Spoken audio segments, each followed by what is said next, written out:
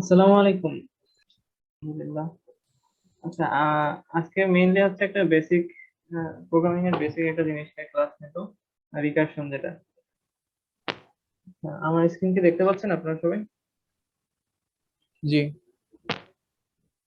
আচ্ছা, আজকে মূলত যে জিনিসটা দেখবো সেটার নাম হচ্ছে রিকারশন।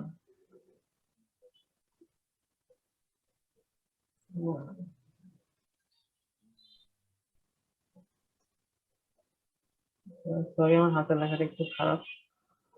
উম, আচ্ছা, তো রিকারশনের ব্যাপারে আমি লিখছিলাম যে হচ্ছে টাইটেলে যে understanding recursion a self calling approach. মানে এখানে হচ্ছে সেলফ কল জাতীয় একটা জিনিস আছে, সেজন্য হচ্ছে এটা লিখছি যে নিজেকেই নিজে ডাকবে। তো এটা জানার জন্য আমাদের এর আগে হচ্ছে একটা বেসিক যেটা দরকার সেটা হচ্ছে যে ফাংশন সম্পর্কে ধারণা। তো আপনাদের সবার কি মোটামুটি ফাংশন সম্পর্কে ধারণা আছে? ফাংশন কি বোঝেন না এরকম কেউ কি আছেন?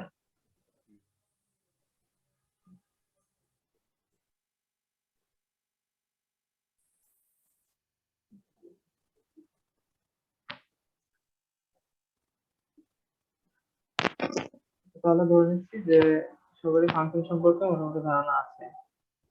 তো তারপর আমি ফাংশন সম্পর্কে বেসিক একটা ধারণা দিয়ে শুরুতেই। ফাংশন জিনিসটা আমরা হচ্ছে অনেকেই পড়ছি হচ্ছে ইন্টার বা হচ্ছে নাইন টেন, নাইন থেকে নাইনে, নাইনে হচ্ছে শুরু হয় প্রথম ফাংশন। ফাংশন জিনিসটা কিছুটা দেখতে এরকম থাকে যে এফ অফ কিছু একটা থাকে, এটা সমান হচ্ছে মনে করেন যে এক্স স্কোয়ার প্লাস টু। এটা হচ্ছে ম্যাথমেটিক্যাল একটা ফাংশন। তো এই ফাংশনে কি হয় যে ফাংশনে একটা ইনপুট হিসেবে আমি কিছু দেই আর আউটপুট হিসেবে কিছু একটা পাই আমরা। যেরকম এখানে যদি আমি ইনপুট হিসেবে টু দেই, তাহলে আউটপুট হিসেবে পাবো কি এক্স এর জায়গায় টু বসে যাবে, two square plus two, four plus two সমান সিক্স। তার মানে ফাংশন কিছু একটা কাজ করে আমাকে একটা রেজাল্ট দিচ্ছে, আমি কিছু একটা দিলে সে আমাকে এখান থেকে একটা রেজাল্ট দিতে পারে। এই জিনিসটা হচ্ছে ফাংশন। প্রোগ্রামিং ফাংশন জিনিসটা অলমোস্ট সেম। ওইখানেও আমি কিছু ইনপুট দিচ্ছি আর সেখান থেকে কিছু আউটপুট পাচ্ছি। তো প্রোগ্রামিং এর ক্ষেত্রে যে ফাংশন গুলো থাকে,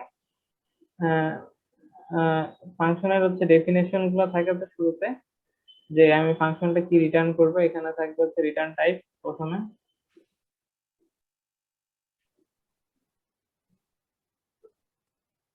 রিটার্ন টাইপ, তারপর ফাংশন নেম,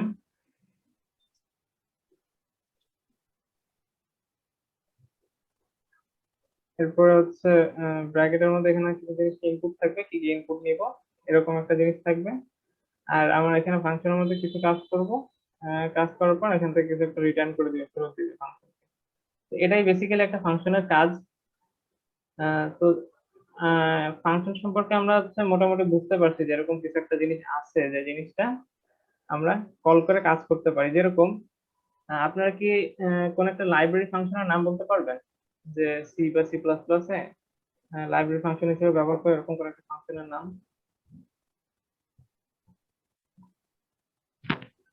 math.h। আহ, এটা হচ্ছে একটা header file, input.studio.h। Math dot H, তারপর হচ্ছে stdio.h। এগুলো কিন্তু আসলে কোনো, printf scanf হ্যাঁ হ্যাঁ, প্রিন্টএফ পাও স্ক্যানএফ এগুলো পাও হচ্ছে, হ্যাঁ পাও, প্রিন্টএফ স্ক্যানএফ এগুলো হচ্ছে একটা ফাংশন। তো আমরা সবাই হচ্ছে ফাংশন ইউজ করে আসছি, যারা হচ্ছে প্রথমে প্রোগ্রাম লিখে সি বা সি প্লাস প্লাস এ, তাদেরকে একটা প্রোগ্রাম লিখতে দেয় হ্যালো ওয়ার্ল্ড টাইপ, ওখানে আমরা কিন্তু প্রিন্টএফ ফাংশনটাকে কল করি, তাই না? তো সবাই মোটামুটি আমরা ফাংশন ব্যবহার করছি, জেনে হোক না জেনে হোক। তো এই ফাংশন কিছু কাজ করতে পারে। আমি যদি এই ফাংশনটাকে ডাক দেই, তাহলে সে আমাকে কিছু কাজ সম্পন্ন করে দেয়। সে ইনপুট কিছু নিতেও পারে, নাও নিতে পারে। তো এরকম একটা এক্সাম্পল আমরা দেখি যে প্রিন্টএফ ফাংশনটা কিভাবে কাজ করে। আমরা হচ্ছে এই প্রোগ্রামটার সাথে সবাই পরিচিত হওয়ার কথা, যারা প্রোগ্রামিং করছেন তাদের সবারই এই জিনিসটার সাথে পরিচিত থাকার কথা।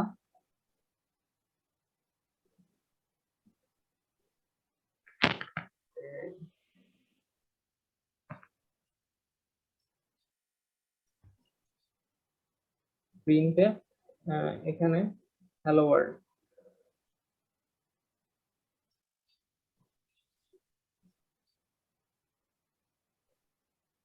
আচ্ছা, এখানে আমরা দেখছিলাম যে এই প্রিন্টএফ একটা ফাংশন, এই ফাংশনের মধ্যে আমি কিছু ইনপুট দিলে সে আমাকে একটা কিছু কাজ করে দিবে। তো এখানে আমি ইনপুট হিসেবে এটা দিলে সে কি কাজ করে দেয়, সে বলতে পারবেন যে প্রিন্টএফ ফাংশন কি কাজ করে? এটা Screen ডাটা প্রিন্ট করে, স্ট্রিং প্রিন্ট করে দেয়, মানে আপনার যে কনসোলের মধ্যে দেখায়, হ্যাঁ, এতটুকু জানি। তো আমরা যদি এই ফাংশনটা ইউজ না করতাম তাহলে আমার কি করতে হতো, আমাকে বিশাল বড় কোড লিখতে হতো, যে কোডের কাজ কি হবে, জাস্ট স্ক্রিনে কোনো একটা লেখা দেখাতে হবে। তো এই কাজটা আমাদের করতে দেখা গেল যে হচ্ছে 50টা লাইন লাগতেছে, 50টা লাইনে আমি হচ্ছে স্ক্রিনে দেখাতে পারতেছি। তো আমি যদি এরকম 5 বার দেখাতে চাই লেখা, তাহলে আমার কি করতে হবে, 50 × 5, মোট 250 বার 250 লাইনের কোড লিখা লাগবে, তাই না? তো এখন যেহেতু আমরা একই কাজ বারবার করতেছি, তো তখন ভাবলাম যে আমরা এটা আলাদা বারবার না করে একটা ফাংশনের মধ্যে রেখে দিই।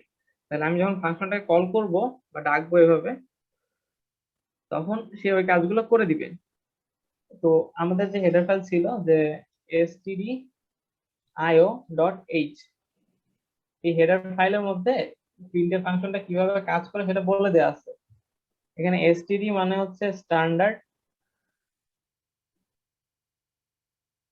আর এখানে আইও তে হচ্ছে আই দিয়ে বোঝা যাচ্ছে ইনপুট, আর ও দিয়ে বোঝা যাচ্ছে আউটপুট। তার মানে এই হেডার ফাইলটার কাজ কি, এর মধ্যে হচ্ছে স্ট্যান্ডার্ড ইনপুট আউটপুটের কোড গুলা সব লিখে দেওয়া আছে। তো এখানে .h মানে সরি ডট এইচ মানে হচ্ছে হেডার ফাইল, মানে এটা যে একটা হেডার ফাইল সেটা বোঝাচ্ছে। আমরা যেরকম সি প্লাস প্লাস ফাইল বোঝাতে কি ডট সি দিই অথবা ডট সিপিপি দেই, সি প্লাস প্লাস বা সি ফাইল বোঝানোর জন্য। তারপর এক্সিকিউটেবল ফাইল বোঝানোর জন্য ইএক্সি দেই। তারপর পোর্টেবল ডকুমেন্ট ফরম্যাট বোঝানোর জন্য পিডিএফ দেই। সেরকম আমরা এখানে হচ্ছে একটা হেডার ফাইল বোঝানোর জন্য ডট এইচ দেই, বুঝতে পারছেন? হ্যাঁ বুঝছি। আচ্ছা, তো এখানে এই হেডার ফাইলের মধ্যে কি কি থাকবে এই অনুযায়ী এটা নাম দেওয়া আছে stdio, মানে স্ট্যান্ডার্ড ইনপুট আউটপুট। তো এই হেডার ফাইলের মধ্যে বলে দেওয়া আছে যে প্রিন্টেড কিভাবে কাজ করে। তো তাহলে আমার বারবার এই 50 লাইনের কোডটা লেখা লাগতেছে না, তাহলে আমার কোডটা অনেক ক্লিয়ার হচ্ছে, ক্লিন হচ্ছে, দেখতে সুন্দর হচ্ছে। তো এই জন্য হচ্ছে ফাংশন গুলো ইউজ করা হয় মেইনলি, যে আমার একই কাজ যদি বারবার করা দরকার হয়, আমি একই কোড বারবার না লিখে সেই কোডটা একটা ফাংশনের মধ্যে লিখে দিব। সেই ফাংশনকে আমি কিছু ইনপুট দিতেও পারি, নাও দিতে পারি, ফাংশন কোনো আউটপুট দিতেও পারে, নাও দিতে পারে, আমার কোনো একটা কাজ করে দিবে আর কি। তাহলে কি সি প্লাস প্লাসে সি আউট কি ফাংশন হিসেবে কাজ করে? সি আউটটাও কিছুটা ওরকম বলা যায় যে ফাংশন হিসেবে কাজ করতেছে। তো এখানে হচ্ছে আরেকটু বেটার জিনিস ইউজ করা হয়, নতুন কিছু ইনক্লুড করা হয়েছে, যেরকম স্ট্রিম জিনিসটা। ওখানে হচ্ছে ইনপুট আউটপুট স্ট্রিম হিসেবে কাজ করে। তো সি আউট হচ্ছে সেই স্ট্রিম আউটপুট দেয়। তো ওটা হচ্ছে সি প্লাস প্লাস এর বিষয়, আহ, যেটা হচ্ছে সিতে নাই আর কি, স্ট্রিম জিনিসটা। তো এই জন্য হচ্ছে আমাদের সি তে যেটা কল করছে এটা হচ্ছে ফাংশনের মতো কল করা লাগতেছে, আর সি আউট এর ক্ষেত্রে ওটা আমাদের ফাংশনের মতো কল করা লাগতেছে না। একটা এরকম চিহ্ন দিয়ে হচ্ছে কাজ করতে পারতেছি, কারণ ওটা হচ্ছে একটা আউটপুট স্ট্রিম।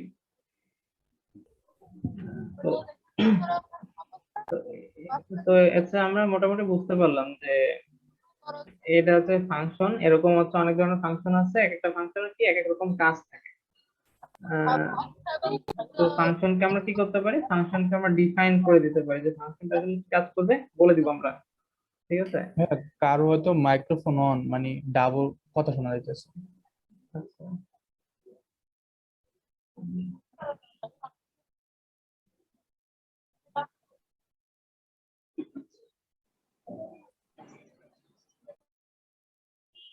আচ্ছা, এবার ঠিক আছে।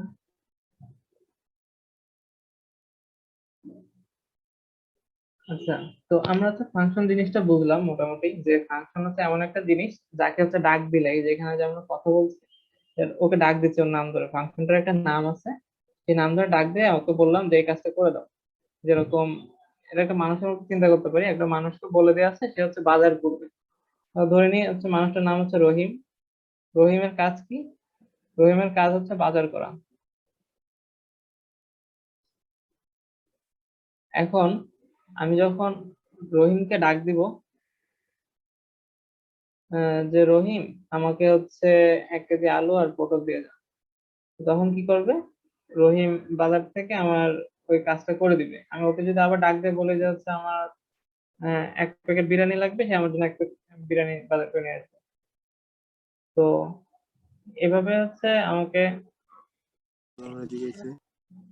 আমার একটা কাজ আমি ডিফাইন করে দিছি রহিমকে, যে সে বাজার করবে, তাকে আমি যখন যে জিনিসটা বলবো সে জিনিসটা করে দিবে। তো একইভাবে এখানে যে প্রিন্টএফ ফাংশনটা আছে, প্রিন্টএফ ফাংশনটা বলে দেওয়া আছে যে তুমি স্ক্রিনে দেখাবা আউটপুটটা। তো একে যখন ডাক দিব, এর মধ্যে আমি একটু বলে দেওয়া আছে যে কিভাবে কি কাজ করতে হবে, তো সে যখন সেভাবে কাজ করে দিবে আমাকে। তো এই যে ফাংশন কাজ করছে আমাদের, কিভাবে কি করতে হবে, এটাকে হচ্ছে কোন এক না কোন এক জায়গায় ডিফাইন করে দেওয়া দরকার, যে বলে দিব যে এটা কিভাবে কাজ করবে।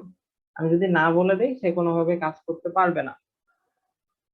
আর ফাংশনটাকে বলে দেওয়ার পরে যে এখানে যে ডাকা হয়েছে ফাংশনটাকে, এই ডাকাকে বলা হয় হচ্ছে আহ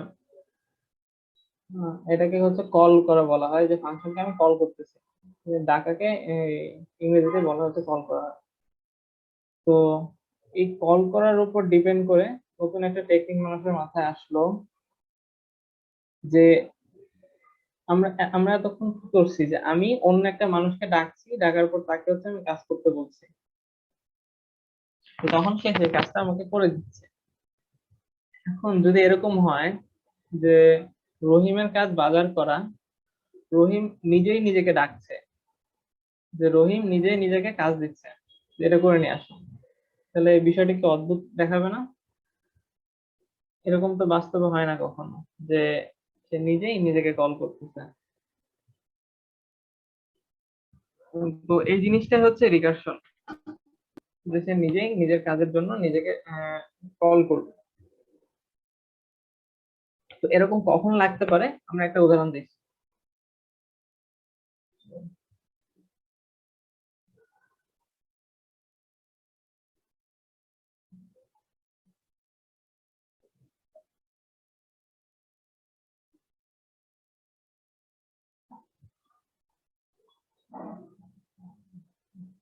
আচ্ছা, আমরা কি ফিবোনাচ্চি ধারা সম্পর্কে সবাই পরিচিত?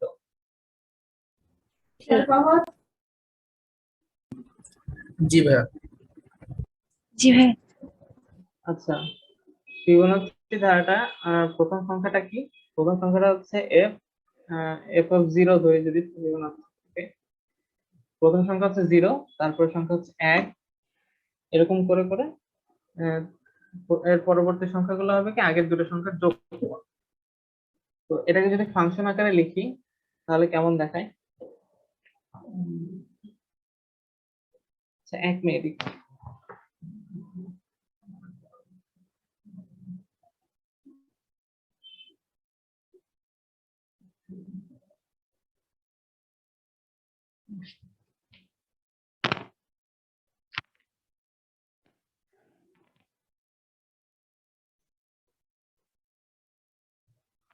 আচ্ছা, এখানে হচ্ছে ফাংশন যদি এফ অফ এক্স লিখি, আচ্ছা এফ না লিখি, আমরা এটাকে ফিবোনাচ্চি ফিব দিয়ে লিখি, ঠিক আছে? তাহলে ফিব যদি ফাংশনটাকে ডিফাইন করতে চাই তাহলে কিভাবে হবে, আমি এখানে লিখি সিরিজটা। প্রথম সংখ্যা হচ্ছে 0, এরপর হচ্ছে 1 2, সরি, এরপরটা তাহলে কি হবে, আগের দুটার যোগফল। তো এখানে 0 আর 1 এর যোগফল কত হয়? 1। স্যার 1 হ্যাঁ, তাহলে এটার পরটা হবে তো 1, এরপরটা হচ্ছে এই দুটোর যোগফল হবে হচ্ছে 2, এরপর এই দুটোর যোগফল এটা হবে হচ্ছে 3। 3 4।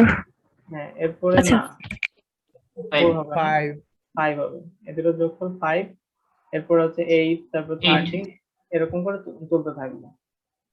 তো এই ধারাটাকে আমরা তো ম্যাথেই পড়ছি, তাই না? এই ধারাটাকে যদি এখন আমরা প্রোগ্রামিং এ প্রকাশ করতে চাই, যে আমি ফাংশন আকারে প্রকাশ করব, তাহলে জিনিসটা কেমন হবে? আহ, তাহলে আমরা যদি বলি যে কোন একটা সংখ্যা, এখানে প্রত্যেকটা ইন্ডেক্সিং দেই যে এটা কত নাম্বার সংখ্যা, ঠিক আছে? তো আমি যদি এই প্রথম ঘরে এটাকে দিয়ে হচ্ছে এটা 1 নাম্বার সংখ্যা, এটা 2 নাম্বার, এটা 3 নাম্বার, এটা 4 নাম্বার, 5 6 7 8, এভাবে চলতে থাকবে। এখন আমার ফাংশনের কাজ কি, যত নম্বর বলা হবে তত নাম্বার ফিবোনাচ্চি নাম্বারটাকে আমাকে বলে দিবেন। তাহলে আমার যদি বলা হয় যে ফিবোনাচি অফ 7 মানে 7 নাম্বার ফিবোনাচি কত, এটা হচ্ছে 8। আমাকে যদি আবার বলা হয় যে 8 মানে 8 নাম্বার ফিবোনাচি নাম্বারটা কত, এটা হবে হচ্ছে 13 বা 13। তাহলে এটাকে যদি আমি একটা ডেফিনেশন দিতে চাই, এখানে কোনো নির্দিষ্ট সংখ্যা না দিয়ে আমাকে বলা হলো এক্স তম সংখ্যাটা বের করতে, এক্স তম ফিবোনাচি নাম্বারটা বের করতে, তাহলে ফিব অফ এক্স এটাকে আমরা কিভাবে ডিফাইন করতে পারি?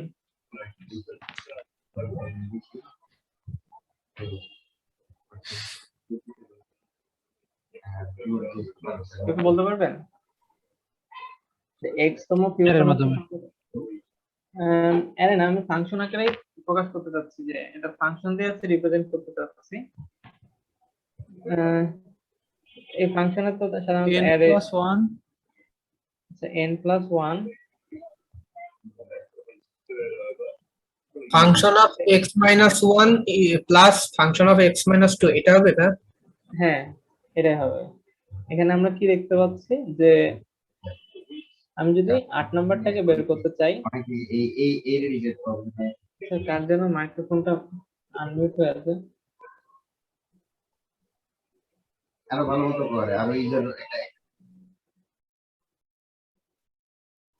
আচ্ছা, আপনাদের সবার মাইক্রোফোনটা হচ্ছে কথা না বললে মিউট করে রাখলে ভালো হয়, তাহলে অন্য সবারই সুবিধা হয়।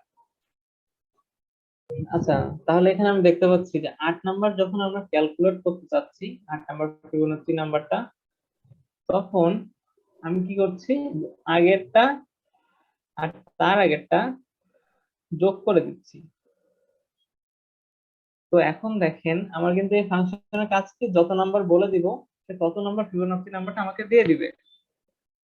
তাহলে এক্স নাম্বার যদি চাই, তাহলে আমি কি করব, আমি ফিবোনাচি অফ এক্স মাইনাস 1 মানে আগের ফিবোনাচি নাম্বারটা যোগ ফিব এক্স মাইনাস 2 তার আগের ফিবোনাচি নাম্বারটা, এই দুইটা যোগ করে দিব। তাহলে কি হবে, আমি যদি এখানে 7 নাম্বার বের করতে চাই, তাহলে সে কি করবে, 5 number x minus 1 sorry 6 number x minus 1, x কত 7, তার মানে এক্স মাইনাস 1 হচ্ছে 6, মানে 6 নাম্বার ফিবোনাচি নাম্বারটা আর হচ্ছে এক্স মাইনাস 2 মানে 5, এই দুটো যোগ করে দিবে। 5 নাম্বার ফিবোনাচি কোনটা, 5, এই যেটা ক্লিয়ার করে দিই। 5 নাম্বার ফিবোনাচি কোনটা, তো এটা এটা এটা এর জায়গা হবে 3, আর 6 নাম্বার কত, এটা এটা হচ্ছে 5, এটা হবে কত 5, তাহলে এই দুটো যোগ করলে কত হয় 8, তার মানে 7 নাম্বার ফিবোনাচি নাম্বারটা হবে হচ্ছে 8। এই জিনিসটাকে বুঝতে পারছি সবাই? হ্যাঁ হ্যাঁ, বাট এইখানে যে 1 2 3 4 5 6 7 8 এগুলো কি ইন্ডেক্স পয়েন্ট নাকি? হ্যাঁ, ইন্ডেক্স পয়েন্ট ধরতে পারেন, মানে কত নাম্বার ধারা সংখ্যাটা ও চাচ্ছি আচ্ছা। আমি, এক নাম্বার মানে পদ পদ সংখ্যা আর কি, কত নাম্বার পদ এটা। তো ফাংশনটা আমরা এভাবে রিপ্রেজেন্ট করে ফেললাম, তাই না? এখন এখানে একটা মজার জিনিস দেখেন, আমি কি করছি, যে ফিব ফাংশনকে দিয়ে কাজ করাচ্ছি। এখন ফিব ফাংশন কি করলো, সে নিজেই আবার নিজেকে দিয়ে কাজ করাচ্ছে দুইবার।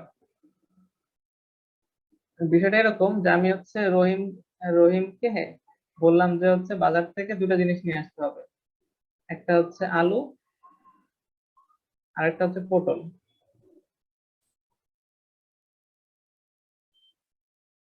রহিমকে আমি বলে দিচ্ছি যে এই দুটো জিনিস লাগবে।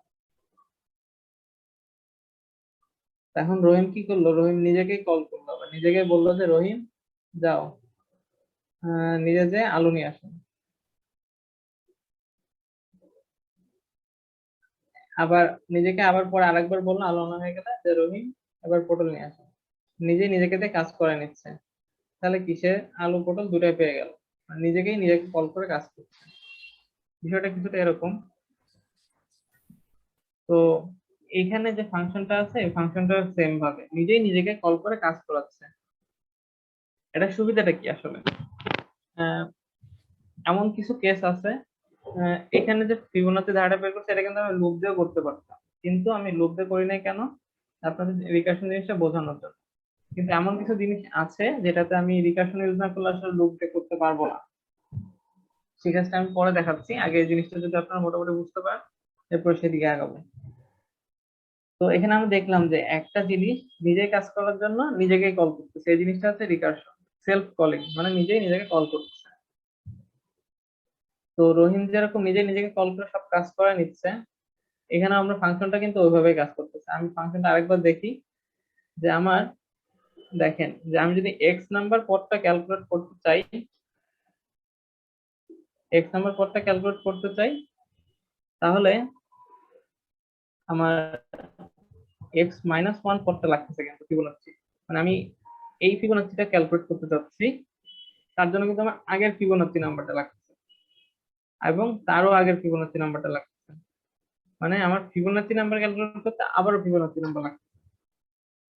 এই জন্য এখানে আমরা রিকারশনটা ইউজ করতে পারতেছি যে আমার একটা জিনিস ক্যালকুলেট করার জন্য সেম টাইপেরই অন্য কিছু ক্যালকুলেট করতে হচ্ছে, মানে সেম ক্যালকুলেশন। আমার এই 7 নাম্বারটা যেভাবে ক্যালকুলেট করবো যে আগের দুটো যোগ করে, আমার এই 6 নাম্বারটাও কিন্তু আমি সেম আগের দুটো যোগ করে ক্যালকুলেট করতেছি, তাই না? তো তাহলে এই এই জিনিসটা হচ্ছে এখানে রিকারশন দিয়ে করতে পারছি। তো এখন এই জিনিসটা আসলে কিভাবে কাজ করতেছে দেখি। রিকারশন কিন্তু একবার কল হয়ে কিন্তু থেমে যাবে না, যে আমার এখানে আমি 7 নাম্বার বের করতে চাচ্ছি, 7 নাম্বারটা ফিবোনাচি নাম্বার, সে হচ্ছে আমাকে এখানে 6 নাম্বার আর হচ্ছে 5 নাম্বারটা বের করতে চাচ্ছি। এখানে 6 নাম্বারটাও তো আমরা বের করি নাই, জানি না, আমাদের তো সেভ করা নাই কোথাও। তাহলে 6 নাম্বারের জন্য কিন্তু সে আবার কল করবে নিজেকে, তাহলে এটা একটা ট্রির মতো হবে। তো ট্রিটাকে যদি আমি দেখাই তাহলে মনে, আচ্ছা এটা থাক, লেখাটা থাক, আমি নিচে নামাই দেখাচ্ছি। এখানে দেখি ছোট ভ্যালুর জন্য দেখি আমরা যে ফিবোনাচি অফ 5 ক্যালকুলেট করতে চাচ্ছি, ঠিক আছে? তো 5 নাম্বার ফিবোনাচি যখন ক্যালকুলেট করতে চাবো তখন আমার কি কি লাগবে, 4 নাম্বার লাগবে আর 3 নাম্বার লাগবে। তো এ তখন কি করবে, বলবে যে হচ্ছে আমাকে 4 নাম্বার ফিবোনাচি নাম্বারটা দাও। এখন একে যে বললো যে আমাকে 4 নাম্বার ফিবোনাচি নাম্বারটা দাও, এ তো জানে না আসলে 4 নাম্বার ফিবোনাচিটা কি। এ আবার কি করবে, এ বলবে যে 4 এর জন্য আমার কি লাগবে, 3 নাম্বার ফিবোনাচি নাম্বার আর 2 নাম্বারটা। এ তখন বলবে যে তাহলে আমাকে 3 নাম্বার ফিবোনাচি নাম্বারটা দাও, নিজে আবার নিজেকে বলবে। তো এখন 3 নাম্বার আবার যে আছে সেও কিন্তু জানে না যে 3 নাম্বারটা কি, সে তখন আবার নিজেকে বলবে তাহলে আমাকে 2 নাম্বারটা দাও, তাহলে আমি 2 নাম্বার আর 1 নাম্বার যোগ করে বলে দিতে পারবো। এখন দেখেন তো এই সিরিজে 1 নাম্বার আর 2 নাম্বার নাম্বারটা কিন্তু আমরা জানি, এটা কিন্তু আমার বের করতে আগে কোনো ক্যালকুলেশন করতে হয় না, তাই না? 2 নাম্বার ফিবোনাচি নাম্বারটা কি, 1, আর 1 নাম্বার ফিবোনাচি নাম্বারটা কি, 0। তাহলে আমার 0 আর 1 এই দুটোর জন্য আমরা জানি ভ্যালু, তাহলে 2 নাম্বার ফিবোনাচি নাম্বারটা আমরা জানি। এই ফিবোনাচি নাম্বারটা কত, 2 নাম্বারে কত আছে বলতে পারবেন? 1। 1, হ্যাঁ। তো 2 নাম্বার ফিবোনাচি নাম্বারটা আমরা জানি, এ আর কাউকে কল করবে না, মানে এখানে যে থেমে গেল, সে নিচে আর নামতেছে না। ইনিশিয়ালাইজেশন করতে হবে আগে। হ্যাঁ, কিছুটা ওরকমই, এটাকে বলা হয় হচ্ছে বেস কেস। বেস মানে হচ্ছে একদম বেজ, কোন একটা বিল্ডিং এর তলা বা বেজ এরকম বোঝাই, এরকম এটা হচ্ছে আমার ট্রির তলাটা বেজ, এটাকে বেস কেস বলে, ওটা আমরা দেখতেছি পরে। আপাতত এখানে যা নিচে নামতেছে না, এটা তো একসময় যে থামতে হবে, নাহলে নিচে নামতে থাকলে এটা তো কোনোদিন শেষ হবে না, আমরা রেজাল্টটা পাবো না কোনোদিন, এটা কোনো না কোনো সময় থামতে হবে। তো এখানে থেমে গেছে যে আর কিছু লাগতেছে না, আবার নিজেকে কল করা লাগতেছে না। এ তখন কি করবে, উপরে রিটার্ন করে দিবে কত, 1, মানে এখানে কত চলে যাবে, 1। আবার এ কি করছে, আরেকটা জিনিস কল করছিল যে ফিবোনাচি অফ 1, মানে 3 ক্যালকুলেট করার জন্য 1 লাগবে আর 2 লাগবে, তাই না, আগের দুইটা। তো একটাকেও কিন্তু আমরা জানি যে ফিবোনাচি অফ 1 কত হয়, ফিব অফ 1 কত হবে বলতে পারবেন? 0। হ্যাঁ, 0। তাহলে এটা যখন 0 হবে তখন এ কি করবে, 0 রিটার্ন করে দিবে একে। এ কি করবে, এ তো দুইটা ভ্যালু পেয়ে গেছে, এখন কি করবে, জাস্ট যোগ করে দিলে 3 নাম্বারটা আমার ক্যালকুলেট করা হয়ে গেল। তাহলে 1 আর 0 যোগ করলে হয় হচ্ছে 1, এ তখন আবার 4 নাম্বারকে পাঠিয়ে দিবে, এটার উত্তর হচ্ছে 1। তাহলে 4 নাম্বার কি করলো, উত্তরটা পেয়ে গেল, একটা উত্তর পাইছে কিন্তু। এখন 4-এর জন্য আমার কি লাগবে, 3 নাম্বারটা লাগবে, 2 নাম্বারটা লাগবে। তো 2 নাম্বারটা তো এখন ক্যালকুলেট করা হয় নাই, তো এখান থেকে 2 নাম্বারকে আবার কল করবো। তাহলে এবার আমাকে 2 নাম্বারটা দাও, 3 নাম্বারটা পেয়ে গেছি, এখন আমার 2 নাম্বারটা লাগবে। 2 নাম্বারটা কত, আমরা এখানে দেখছি 2 নাম্বারটা হচ্ছে 1। তাহলে এ কে বলে দিল যে 2 নাম্বারটা হচ্ছে 1। তাহলে এও এখন দুটো পেয়ে গেছে, যে এটা 1 আর এটা 1, দুটো যোগ করলে হয়ে গেল 2। এ তখন একে বলে দিবে যে আমার 4 নাম্বার ফিবোনাচি নাম্বারটা হলো 2। এখন 5-এর ক্ষেত্রে যখন আসলাম, 5 কিন্তু একটা নাম্বার পাইছে, 4 নাম্বারটা, 3 নাম্বারটা কিন্তু এখনো পায় নাই 5। এখানে যে আমরা 3 নাম্বারটা ক্যালকুলেট করছিলাম, এটা কিন্তু 4 পাইছে, 5 কিন্তু এটা পায় নাই। কারণ 5 কি করবে, আবার বলবে যে আমাকে 3 নাম্বার ফিবোনাচি নাম্বারটা দাও এখন। তো ফিবোনাচিটা আবার 3-এর জন্য কল হবে। এখন যখন 3-এর জন্য কল হয়েছে, এখানে যে একবার কল করছিল এটা কিন্তু শেষ, সে আর মনে রাখে না। একটা যখন কল করা হয়, কাজ শেষ করে দিলে ওটা কিছু আর মনে রাখে না, তার মানে এর মনে নাই। এখন এই তখন আবার কি করবে, আবার বলবে যে আমাকে তাহলে 3-এর জন্য লাগবে 2 নাম্বার আর 1 নাম্বার, তাহলে আমাকে 2 নাম্বার ফিবোনাচি নাম্বারটা দাও। 2 নাম্বার কত, এটা হচ্ছে 1, এটা জানি আমরা, এটা ক্যালকুলেট করা লাগবে না, বলে দিবে এটা হচ্ছে 1। এরপরে বলবে যে হচ্ছে তাহলে আমাকে 1 নাম্বার ফিবোনাচি নাম্বারটা দাও। তখন 1 বলবে যে আচ্ছা আমার কাছে তো এটা আছে, এটা হচ্ছে 0। তখন এ হচ্ছে 0 একে দিয়ে দিবে, তাহলে এও দুটো পেয়ে গেছে, দুটো যোগ করে কত হয় 1, এ হচ্ছে একে 1 ফেরত দিয়ে দিবে, 1 আছে। 5 হচ্ছে এখন কি দুটাই পেয়ে গেছে, 2 পাইছে 1 পাইছে, এখন 2 আর 1 যোগ করলে হয় 3। তার মানে এটার উত্তর হলো কত, 3। তো তাহলে রিকারশন জিনিসটা এভাবে কাজ করে অ্যাকচুয়ালি, যে আমার যেটা ক্যালকুলেট করতে চাচ্ছি, আমার সেম জিনিসই অন্য ভ্যালুর জন্য ক্যালকুলেট করতে হবে, বা অন্য কোনো সিচুয়েশনের জন্য ক্যালকুলেট করতে হবে, তখন আমি সেম ফাংশনকে দিয়েই আবার অন্য কাজটা করাই নিব। এভাবে হচ্ছে করতে করতে যখন নিচে চলে আসবে, আস্তে আস্তে এটা কিন্তু একসময় থামতে হবে, কারণ এটা যদি না থামে তাহলে কিন্তু এটা চলতেই থাকবে চলতেই থাকবে, কোনো উত্তর বের করতেই পারবে না। এরকম যে কেসটাতে যে থামবে সেটাকে বলা হয় হচ্ছে বেস কেস। যেটাতে থামবে আমাদের রিকারশনের জন্য যেটা দরকার, যদি পয়েন্ট আকারে লিখি, আমাদের রিকারশনের জন্য যা যা দরকার আছে,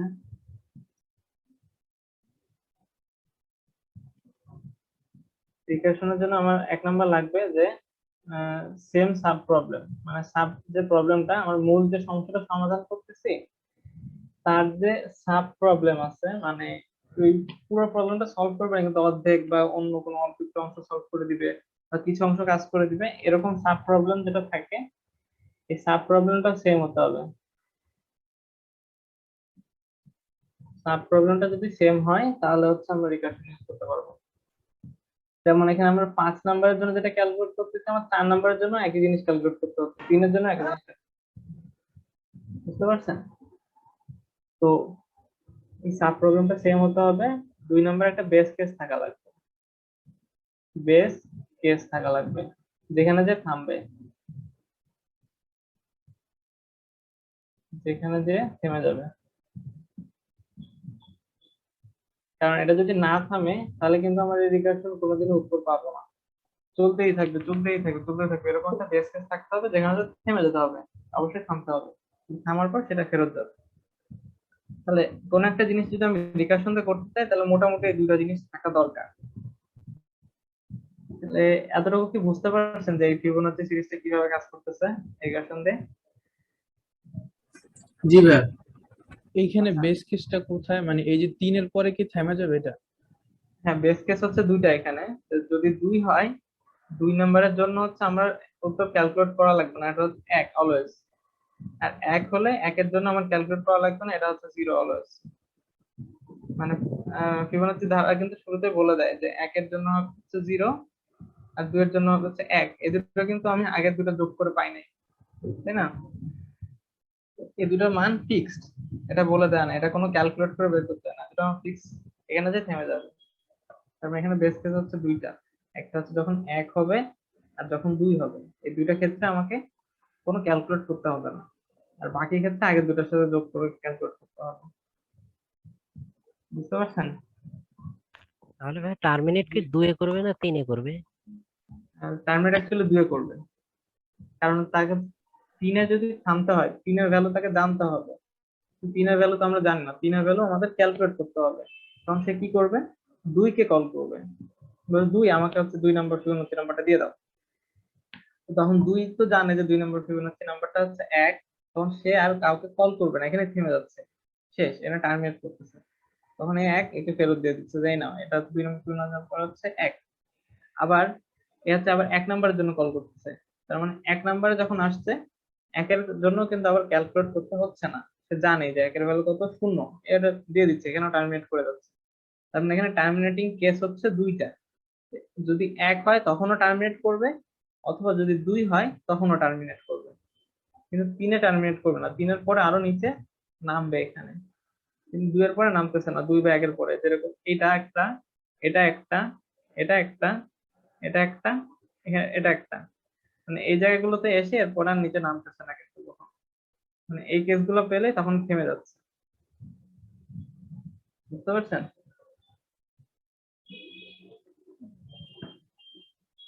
আর কারো কোনো কনফিউশন আছে?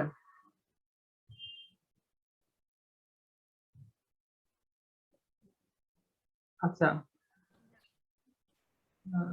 কারো কনফিউশন থাকলে বলতে পারেন। এখন হচ্ছে আমি এই জিনিসটা প্রোগ্রামিং এ, আইডিয়াটা তো বুঝতে পারছেন তাই না? এখন আমি এটাকে প্রোগ্রামিং এ কিভাবে করতে হয় সেটা দেখাবো। আইডিয়া যদি কারো ক্লিয়ার না থাকে বা কনফিউশন থাকে তাহলে কোডটা হয়তো নাও বুঝতে পারেন, তো সেজন্য হচ্ছে কনফিউশন থাকলে এখানে বলতে পারেন। আচ্ছা তাহলে আমরা, বুঝছি। আচ্ছা ঠিক আছে, তাহলে আমরা এখন কোডটা দেখতে পারি। আম, আচ্ছা, এখানে একটা জিনিস, যে এই হেডার ফাইলটার সাথে কেউ কি পরিচিত আছে? bit/stdc++.h। এটা এটা all C plus library included. লাইব্রেরির জন্য। হ্যাঁ, এটার একটা সুবিধা আছে, কি সুবিধা বলতে পারবেন? আলাদা করে ম্যাথ.h অথবা string.h এগুলো ইউজ করতে হয় না। হ্যাঁ, মানে এটার মধ্যে অলমোস্ট সবগুলো হেডার ফাইল ইনক্লুডেড আছে আপনার যা যা লাগবে কম্পিউটার প্রোগ্রামিং এর জন্য। হ্যাঁ ভাই। হ্যাঁ, এটাতে কন্টেক্সটের ক্ষেত্রে অনেক সুবিধা হয়, যে হচ্ছে আমার এতগুলো হেডার ফাইল লাগছে না। আমার দেখা গেল যে কখন আমি ভেক্টর অ্যাড করছি কিন্তু ভেক্টরের জন্য হেডার ফাইল অ্যাড করতে ভুলে গেছি, তো স্ট্রিং অ্যাড করছি স্ট্রিং এর জন্য হেডার ফাইল অ্যাড করতে ভুলে গেছি। তো এই জিনিসগুলো যাতে না হয় সেজন্য হচ্ছে এটা ইউজ করতে পারি। তবে একটা জিনিস অবশ্যই আপনারা শিখে রাখবেন যে এটা হেডার ফাইল ইনক্লুড না করতে হইলেও কোনটা কোন হেডার ফাইলের মধ্যে আছে এটা অন্তত জেনে রাখবেন নিজে জানার জন্য, তাহলে কোনো কখনো হচ্ছে বিপদে পড়তে হবে না। আর এই যে ইউজিং নেম স্পেস এসটিডি, এই লাইনটার সাথে কি পরিচয় আছে? এটা কেন লেখা হয়?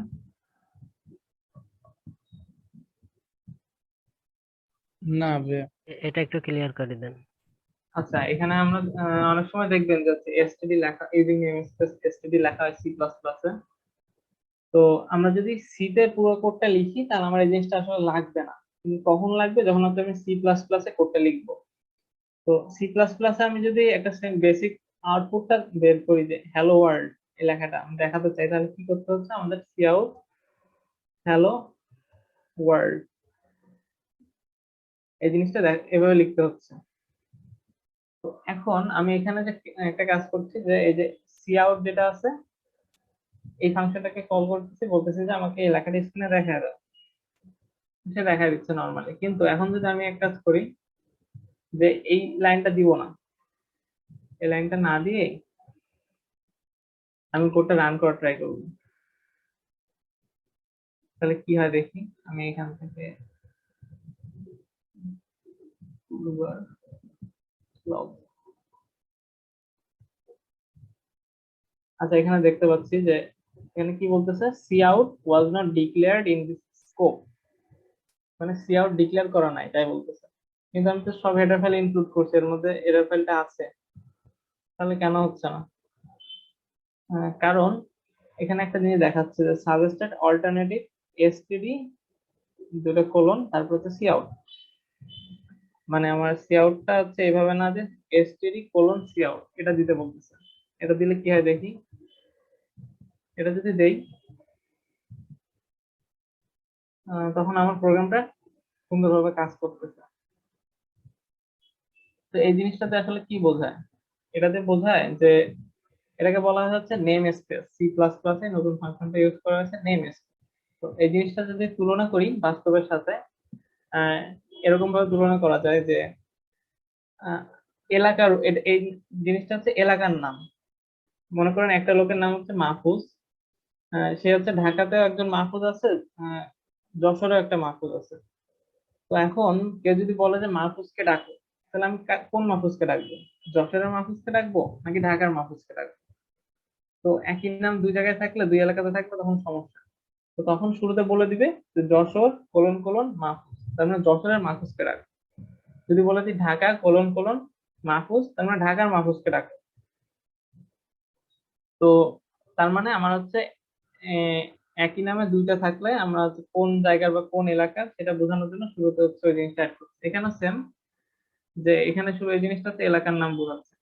তার মানে আমি অন্য একটা নেম স্পেসে বা এলাকাতেও আমি কিন্তু এই ফাংশনটা দিতে পারবো, যে সি আউট নামে অন্য একটা কাজ করবে। সি আউট ফাংশন থাকবে, সে অন্য কাজ করবে, এরকম করতে পারি অন্য এলাকাতে। তাহলে ধরেন মনে করেন যে আমি অন্য একটা এলাকা দিলাম, এলাকার নাম হচ্ছে ঢাকা। ঢাকা এলাকার সি আউট কি কাজ করে? আমাকে ফিবোনাচি নাম্বার বের করে দেয়। তাহলে আমি এখানে যদি এরকম 5 দিই, তাহলে হচ্ছে আমাকে 4 নম্বর ফিবোনাচি নাম্বারটা দিবে। তার মানে আমি এলাকার নাম দিয়ে একই ফাংশনের নাম দিয়ে আলাদা আলাদা কাজ করাতে পারি, আলাদা আলাদা এলাকার নাম দিয়ে। এই সুবিধার জন্য এই নেম স্পেস জিনিসটা অ্যাড করা হয়েছে। তো শুরুতে তার মানে এসটিডি তে বোঝাচ্ছে যে স্ট্যান্ডার্ড এলাকার মধ্যে যে সি আউটটা আছে সেই সি আউট ইউজ করবো। তো এটা বেসিক্যালি এলাকার নাম। তো এরকম যদি আমি উপরে না দেই, তাহলে কি করতে হয়? আমার যত জায়গায় আমি সি আউট লিখবো তত জায়গায় আমার এসটিডি সি আউট লেখা লাগবে। হ্যাঁ, তারপর আমি যদি সি ইন লিখতে যাই ইনপুট নেওয়ার জন্য, তাহলে এসটিডি সি ইন লেখা লাগবে। আবার আমি যদি ধরেন ভেক্টর ইউজ করতে চাই, এই জিনিসগুলো আছে আমরা পরে দেখবো আস্তে আস্তে। তো ভেক্টর জিনিসটা যদি ইউজ করতে চাই, সেটা হচ্ছে এসটিডি এর মধ্যে আছে, তখন আমার এসটিডি লিখতে হবে। স্ট্রিং ইউজ করতে হলে এসটিডি স্ট্রিং ইউজ করতে হবে। সব জায়গায় এসটিডি এসটিডি লিখতে হবে। তো এই জন্য এটা খুব বিরক্তিকর একটা কাজ, বা কন্টেস্ট টাইমে এটা আমাদের অসুবিধা হয় যে এতখানি এতবার লিখতে। তো এই জন্য আমরা শুরুতে বলে দিচ্ছি যে যা থাকবে সব হচ্ছে ওই এলাকারই হবে, ওই এলাকার মধ্যে খুঁজে দেখবে। আমাকে যাতে বারবার বলে দিতে না যে এটা এসটিডি এলাকা। তাহলে আমি যদি এখানে এটা নাও দিই, তাহলে সে কি করবে? এসটিডি এলাকাতে যে খুঁজে দেখবে সিওর আছে কিনা। বুঝতে পারছেন জিনিসটা? জি। জি ভাই। নেম স্পেসটা বুঝি নাই। এই এলাকার নামটাকে বলা হয় হচ্ছে নেম স্পেস। নেম মানে নাম, স্পেস মানে জায়গা, এরকম ভাবে চিন্তা করতে পারেন। ভাই মনে করেন যে ইন্টিজার এ আছে, এ ইকুয়াল টু 10, হ্যাঁ, তারপরে ইন্টিজার বি আছে, বি ইকুয়াল টু 20, তারপরে সি আউট এ বি, এক্ষেত্রে সে কিভাবে নেম স্পেসটা কাজ করতেছে? আচ্ছা, এখানে সি আউট জিনিসটা যেটা ফাংশনটা, এটা কিভাবে কাজ করে, এটা কোথায় বলা আছে? এটা এসটিডি এলাকার মধ্যে বলা আছে। মানে এসটিডি এলাকার বাইরে গেলে সি আউট নামে কিছু খুঁজে পাবে না, শুধুমাত্র এসটিডি এলাকার মধ্যেই সি আউট নামে ফাংশনটা আছে। বুঝতে পারছেন? তাহলে আমি যখন সি আউট কে কল করব, তার এলাকার নাম না বলে দিলে সে কিন্তু খুঁজে পাবে না যে কোন এলাকার সি আউট। তো আমি যদি শুরুতে বলে দিই যে ইউজিং নেম স্পেস এসটিডি, মানে সে এসটিডি এলাকার মধ্যে খুঁজে দেখবে, যাই কল করে না কেন সে ওই এলাকার মধ্যে খুঁজে দেখবে। কারণ আমি যদি শুধু সি আউট লিখি এই ক্ষেত্রে, তাহলে এসটিডি এলাকার মধ্যে সে সি আউট কে খুঁজে দেখবে। বুঝতে পারছেন? ও আচ্ছা। আচ্ছা, তাহলে এখানে আমরা এসটিডি উপরে ইউজ করতেছি, কিন্তু একটা জিনিস আছে যে আপনি যখন সফটওয়্যার ইঞ্জিনিয়ারিং এ কাজ করতে যাবেন, বড় একটা প্রজেক্টে কাজ করতে যাবেন, তখন সাধারণত এই অভ্যাসটা আপনাকে বাদ দিতে হবে যে শুরুতে এসটিডি লিখে দিবেন। আপনার প্রত্যেক জায়গায় এসটিডি এসটিডি লিখতে হয়, এটা গুড প্র্যাকটিস। তাহলে হয়তো বা কোনো ছোটখাটো কোনো একটা সমস্যার জন্য আপনি সমস্যায় পড়বেন না আর কি। দেখা যায় যে অনেক বড় প্রজেক্টে কাজ করতে গেলে তখন একই নামে দুইটা এলাকার জিনিস আছে, ফাংশন আছে, তখন এই সমস্যাটা হয়। এটা আপাতত আমরা দেখতেছি না, এত কিছু দেখতে গেলে এখন মাথায় ঢুকবে না আমাদের। তো মেইন জিনিসটা ফেরত আসি, যে আমরা রিকার্শন যেটা দেখতেছিলাম। তো আমরা এখানে কি দেখতেছিলাম, যে ফিবোনাচি ধারাটা বের করতেছি। যে এই ফিবোনাচি ধারাটা কিভাবে বের করলাম, যে আমার আগের দুটা ভ্যালু যোগ করছি, একই ফাংশন দিয়ে আগের দুটো ভ্যালু ক্যালকুলেট করছি। ঠিক আছে? তো এখানে আমরা ওইভাবে করবো যে এখানে একটা ফাংশনের নাম দিব, ফাংশনের নাম হচ্ছে ফিট। কারণ ফিফ ফাংশনটা আমাকে কি রিটার্ন করে দিবে, ইন্টিজার রিটার্ন করবে। তাহলে আমি বলে দিলাম যে ইন্ট ফিফ। এবার এই ফাংশনটা ইনপুট হিসেবে কি নিবে, ইনপুট নিবে হচ্ছে কত নম্বর পজিশনের ফিবোনাচি ভ্যালুটা দিবে আমাকে। তাহলে ইন পজিশন, তাহলে এখানে কি করতেছে, এমন একটা ফাংশন ডিফাইন করলাম যে ফাংশনটা আমাকে ইন্ট পজিশন যেটা ভ্যালু ভেরিয়েবল আছে ওইটাতে যে মানটা পাবে কত নম্বর ফিবোনাচি নাম্বারটা আমাকে দিবে। এটা কিভাবে দিবে আমাকে, আমি রিটার্ন করে দিব আচ্ছা আমি আমার রেজাল্টটা কি হবে, রেজাল্টটা হবে আমার আগের পজিশনের আগের ফিবোনাচি নাম্বারটা যোগ আমার পজিশনের তার একটা আগের ফিবোনাচি নাম্বারটা, মানে এই দুটো নাম্বার যোগ করে দিব, পজিশন -1 আর পজিশন -2 এগুলো যোগ করে দিলে তো আমার রেজাল্টটা পেয়ে যাচ্ছে। এরপর আমি রেজাল্টটা পাঠিয়ে দিব, রিটার্ন করে দিব যে আমার এই রেজাল্টটা আমি পেয়ে গেছি, এটা পাঠিয়ে দিলাম। এরকম ছিল না ফাংশনটা দেখতে, যে এক্স জি। নাম্বার ফিবোনাচিটা বের করতে হলে x-1 আর x-2 এ দুটো যোগ করে দিচ্ছি। এখানে আমি কিন্তু একই কাজ করছি, পজিশন নাম্বার ফিবোনাচিটা বের করতে হলে পজিশন -1টা আর পজিশন -2টা এই দুটা ফেরত পাঠিয়ে দিচ্ছি। তাহলে আমি এখন মেইন ফাংশনে কল করি যে আমার ধরি যে 5 নাম্বার ফিবোনাচিটা আমরা যেটা বের করলাম ওটা কত হবে, তাহলে আমি এটা প্রিন্ট করে দেই কাউট ফিব 5, তাহলে আমাকে 5 নাম্বার ফিবোনাচি নাম্বারটা দিবে। এখন এই যে কোডটা লিখে এখানে কি আপনারা কেউ কোনো সমস্যা দেখতে পাচ্ছেন? সবার কাছে কি ঠিকঠাক মনে হচ্ছে যে ঠিক আছে? না বেস কেস নাই, এটা ইনপুট চলতেই থাকে। হ্যাঁ, মানে এটা থামবে না। তাহলে আমরা রান করে দেখি আসলে কি হয়।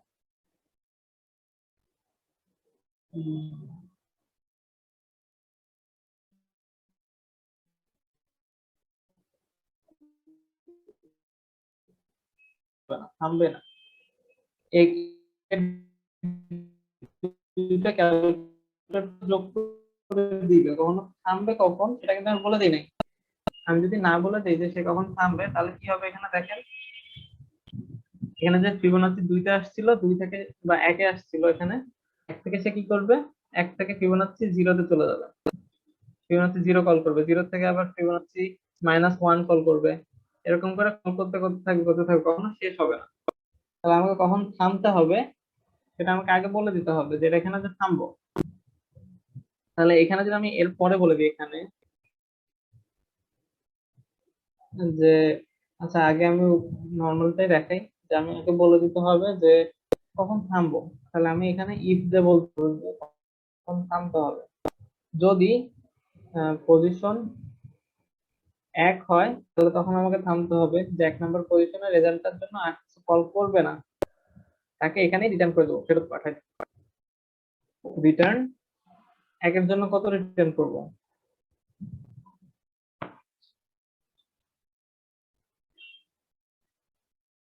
হ্যাঁ 1 নাম্বার ফিবোনাচি নাম্বারটা কত ছিল বলতে 0 পারবেন?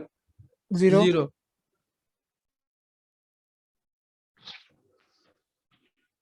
হ্যাঁ 0, তাহলে এখানে 0 রিটার্ন করবো।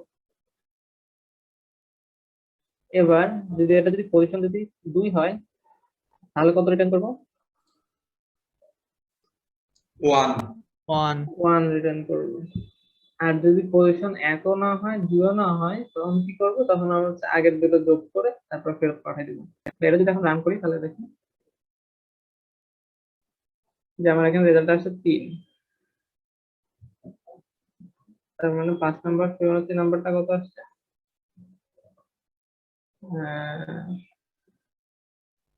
3 আসছে। আচ্ছা তাহলে এখানে এখানে তো আমরা কি ভাই দেখছিলাম, 5 ফিবোনাক্সি নাম্বার সিরিজটা ফিবোনাচি, করা হয় নাই, জি মানে এখানে তো ফিবোনাক্সি সিরিজ আপনি এখনো ইয়েই করেন নাই, মানে ডিক্লেয়ারই করেন নাই, এই জন্য 3 দেখাচ্ছে আর কি। 5 নাম্বারটা তো 3ই হবে, এই যে দেখেন, এই যে এটা 5 নাম্বার ফিবোনাচি ও নাম্বারটা 3। প্রথমে তো 0 1 1 2 3 5 8 13। আচ্ছা অন্য একটা ভ্যালু দেখাই, 8 নাম্বারটা কত আছে দেখি। এখানে যদি আমি 8 নাম্বারটাকে কল করি, 8, এবার রান করে দেখবো 13 আসছে। বুঝতে পারছেন? আহ, আচ্ছা এখানে আপনি একটা প্রশ্ন করছিলেন যে ফিবোনাচি সিরিজটা তো আমি এখানে ইনিশিয়ালাইজ করিনি, তাহলে রেজাল্ট একটু চিন্তা করে দেখেন। আমাকে হ্যাঁ কিন্তু সেটাই তো ভাই, আমরা তো ইনিশিয়ালাইজই করি নাই ফিবোনাচি সিরিজটা। তো এখানে আমরা দেখি যে হচ্ছে এইখানে যে হ্যাঁ আমার কিন্তু এই পুরো ভ্যালুটা কিন্তু ক্যালকুলেটর যদি করেই ফেলি, তাহলে কিন্তু আমার ফাংশনটা কল করে এভাবে ক্যালকুলেটর কোনো মানে হয় না। তার মানে আমি আগে থেকে সব ক্যালকুলেট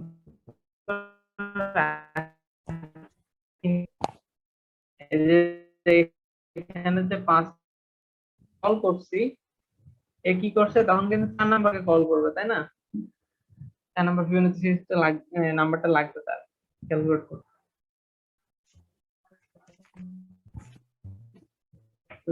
আর আমি 2 এ যখন আসছে তখন ইফ এর মধ্যে বলছি যে পজিশন যদি 1 হয়, সরি 2 হয়, তাহলে আমাকে 1 রিটার্ন করবে। তাহলে এ তখন এই যে এখানে 1 পাঠিয়ে দিচ্ছে এখান থেকে। আবার 3 এর জন্য কি লাগবে, 1 নাম্বার ফিবোনাচি নাম্বারটা লাগবে। তখন 1 কল করছে, যে এখানে দেখেন যদি পজিশন 1 হয়ে যায় তাহলে কত রিটার্ন করবে, 0 রিটার্ন করবে। এখান থেকে 0 রিটার্ন করলে সে তখন এটা যোগ করে 4 এ পাঠিয়ে দিচ্ছে। বুঝতে পারছেন? আমি একটা ছোট্ট একটা এক্সাম্পল দিয়ে দেখাই 4 এর জন্য শুধু। এখানে কোডটা দিয়ে আমি দেখাই যে 4 এর জন্য জিনিসটা কিভাবে কাজ করবে। আহ, আচ্ছা আমি যে জিনিসটা করি, একটা জিনিস যে হচ্ছে কম্পিউটার কিভাবে চিন্তা করে আমি সেভাবে চেষ্টা করি। যে কম্পিউটার কি লাইন বা লাইন এক্সিকিউট করে না, এক লাইন থেকে আরেক লাইনে যায়, তারপরের লাইন এভাবে করে করে এক্সিকিউট করে, তাই না? একবারে কিন্তু সব এক্সিকিউট করে ফেলে না। তাহলে আমি চিন্তা সেভাবে করবো যে লাইন বা লাইন চিন্তা করবো। এখানে দেখেন আমাকে বলেন তো যে কোনো একটা কোড যখন রান হয় তখন এটা সর্বপ্রথম কোন লাইনে যাবে? সর্বপ্রথম মেইন ফাংশনে ঢুকবে। হ্যাঁ, ফার্স্টে মেইন ফাংশনে ঢুকবে। তো মেইন ফাংশনে যখন আসবে, মেইনের পরে এই লাইনে থাকবে, এই লাইনের পরে আমাকে সে সেকেন্ড লাইনে চলে আসবে। তো যখন সেকেন্ড লাইনে আসলো, এই লাইনে কাজ শেষ না করে কিন্তু পরের লাইনে যাবে না। যদি এই লাইনে চলে আসে মানে মেইন ফাংশন শেষ, তখন প্রোগ্রামও শেষ, প্রোগ্রাম তখন ক্লোজ হয়ে যাবে, শেষ হয়ে যাবে। কিন্তু একটা লাইনের কাজ সম্পূর্ণ শেষ না করে কিন্তু তার পরের লাইনে যায় না সাধারণত। তো এখানে সে ফিবোনাচি 8 এ কল করা হয়েছে। তাহলে এই জিনিসটা যে কল করা হয়েছে তার জন্য কোথায় যাওয়া লাগবে? এখানে আমি ফাংশনটা বলে দিচ্ছি যে কিভাবে আসবে। এখানে আমি দেখুন অ্যানোট করে দেখাই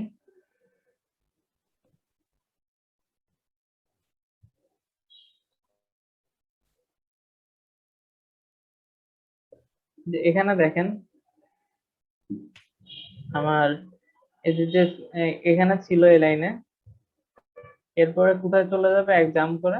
এই লাইনটা ক্যালকুলেট করার জন্য আমার কোন লাইন লাগবে? এই লাইনে আসবে। 4 নাম্বার লাইন। হ্যাঁ, 4 নাম্বার লাইনে আসবে। এবার 4 নাম্বার লাইনে আসলে পজিশনের মান কত আমরা দিচ্ছি এখানে ইনপুট হিসেবে? আমরা ধরি 4 দিই, এখানে ছোট একটা ভ্যালু দিই 4, ফিবোনাচি 4 ক্যালকুলেট করতেছি। তাহলে এখানে পজিশনের মান কত হবে? 4। তাহলে এই ইফ এর মধ্যে কি ঢুকবে এটা যদি 4 হয় পজিশনটা? না, ঢুকবে না। ভাই ঢুকবে কিন্তু পরে, কল হওয়ার পরে। 4 হলে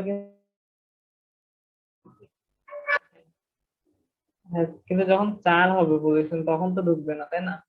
হ্যাঁ পরে অন্য কোনো সময় ঢুকবে, কিন্তু এখন তো ঢুকবে না। পজিশন তো 4 হয়েছে। এবার এখানে হচ্ছে পজিশন হচ্ছে 4, 4 কি 2 এর সমান? না।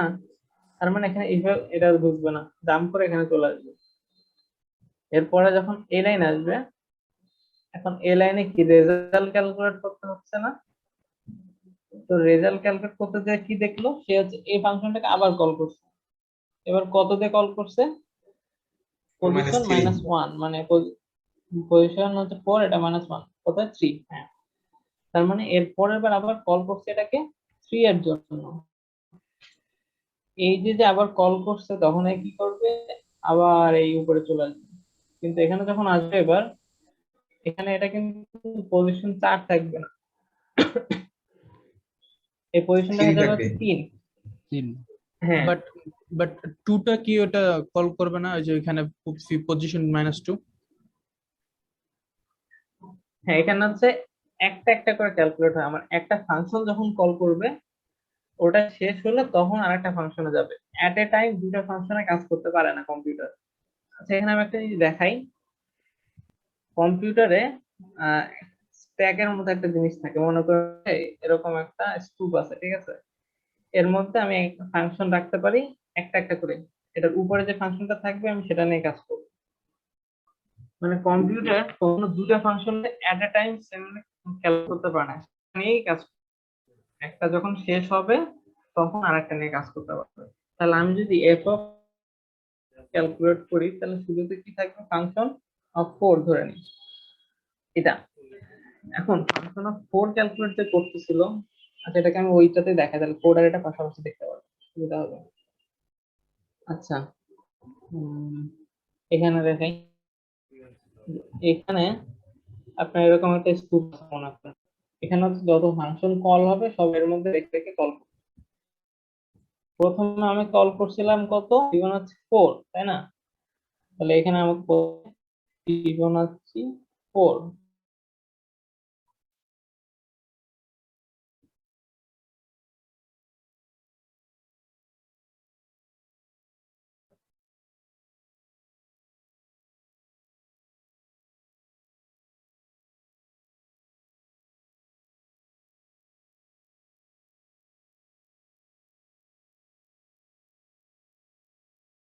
হ্যালো, হ্যালো, ভাইয়া নেটওয়ার্ক উইক।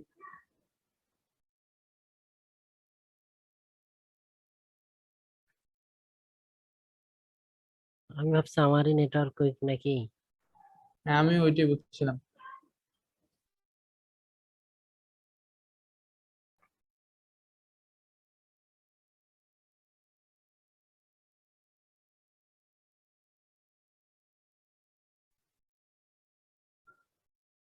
হ্যালো, শুনতে পাচ্ছেন?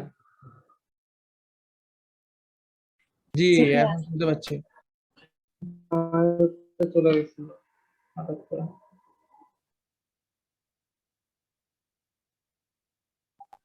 আচ্ছা, স্ক্রিন দেখা যাচ্ছে? জি ভাইয়া। আচ্ছা, তো এখানে যেটা দেখাচ্ছিলাম যে প্রথমে সে কি কল করবে, ফিবোনাচ্চি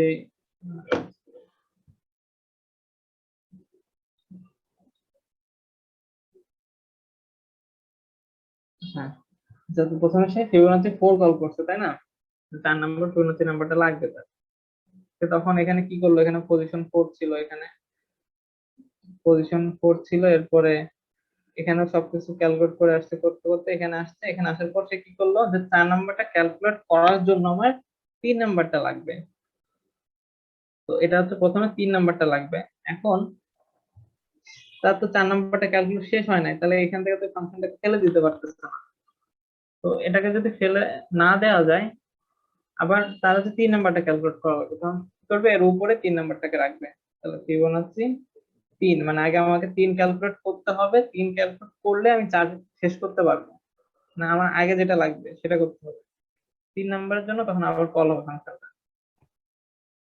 তা 3 নাম্বারে যদি কল হয় 3 নাম্বারের জন্য, তাহলে এখানে আবার ফাংশনটা নতুন করে আবার এখানে আসবে ফাংশনের মধ্যে। আমার কিন্তু এখনো 4 শেষ হয় নাই, 4 কিন্তু আমার স্ট্যাকে বাকি আছে। কিন্তু তার মধ্যে সে কি করছে, 3 নাম্বার কল করতে চলে আসছে, তখন পজিশন কত হয়ে যাবে, 3 হয়ে যাবে। এরপরে 3 আসলো, পরের লাইনে আসবে 3 কি 1 এর সমান না, এটা ঢুকবে না। তারপর এটা 3 কি 2 এর সমান না, এটাও ঢুকবে না।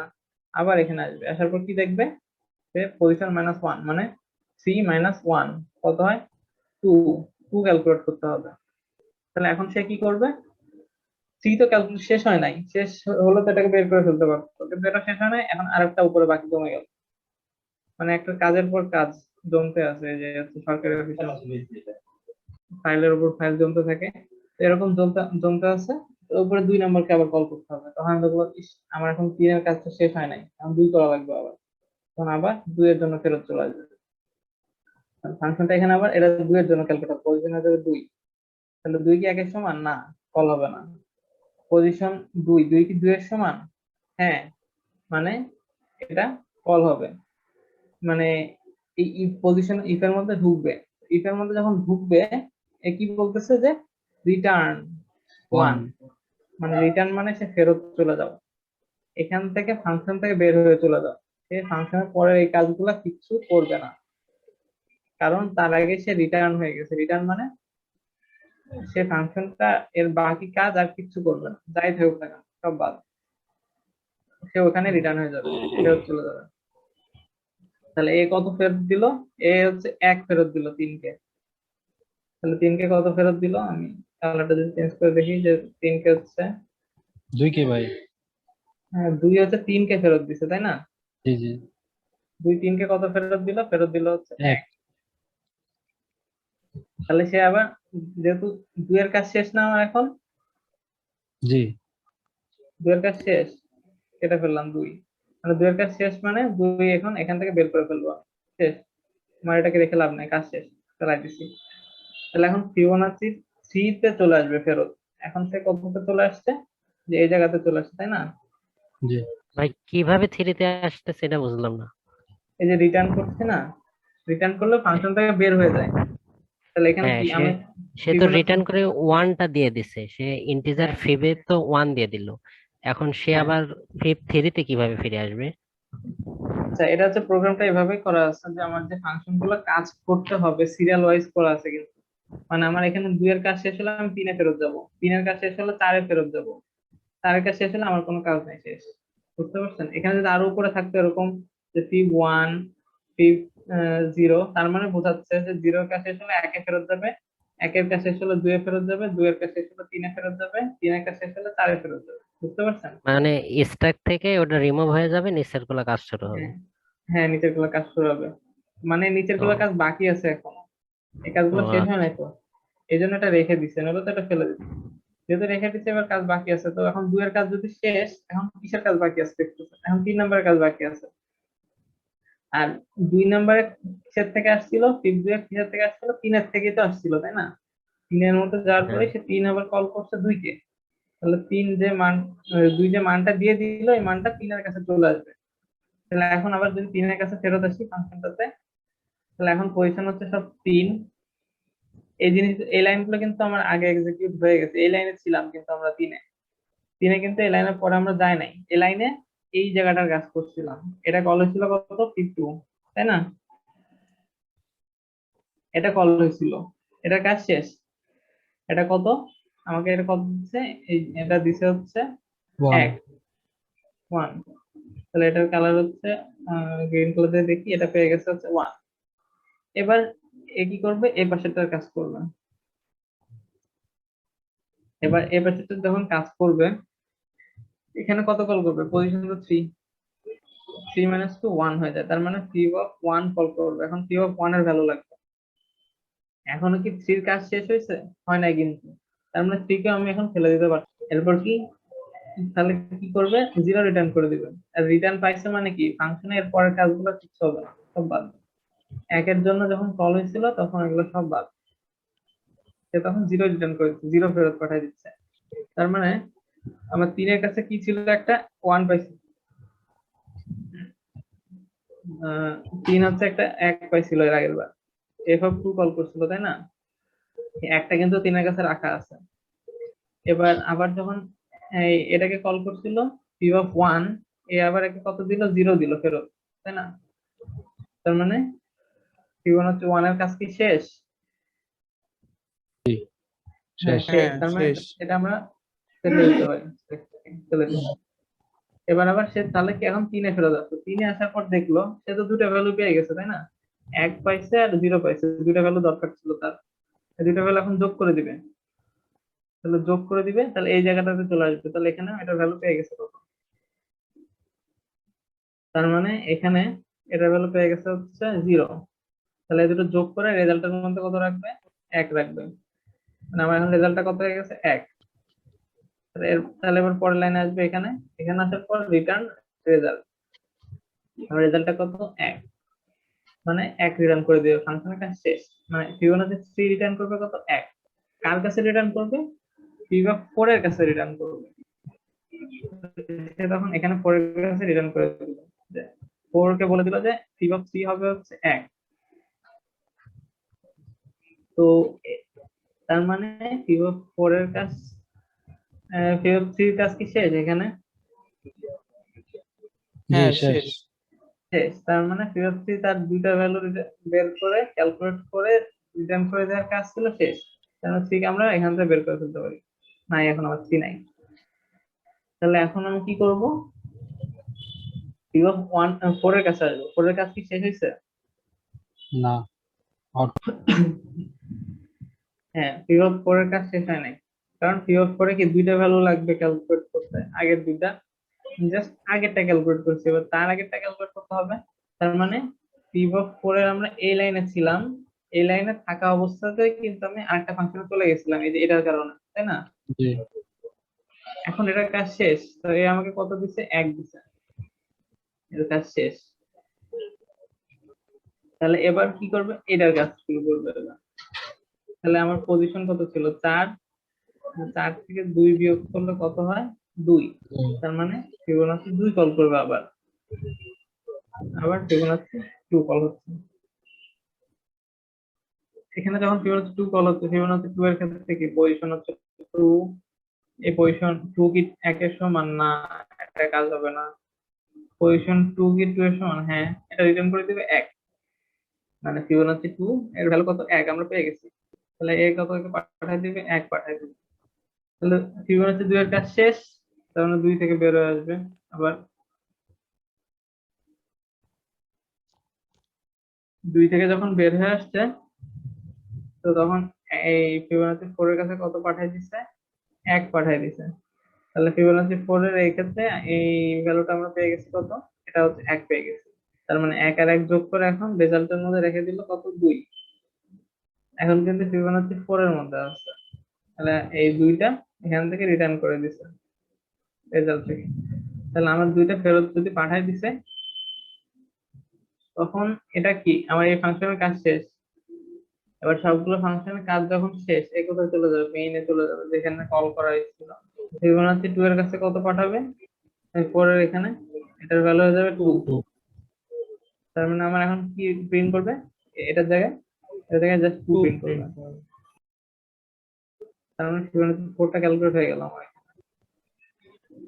তো বুঝতে পারছেন, আমার কোনো অ্যারেতে বা কিছু ইনিশিয়ালাইজ করা লাগতেছে না, আমি জাস্ট দুটো বেস কেস বলে দিচ্ছি, সে হচ্ছে নিজেই নিজে ক্যালকুলেট করে করে আমাকে দিয়ে দিচ্ছে রেজাল্টটা। বুঝতে পারছেন জিনিসটা কিভাবে হচ্ছে? জি। কারো কোনো কনফিউশন আছে?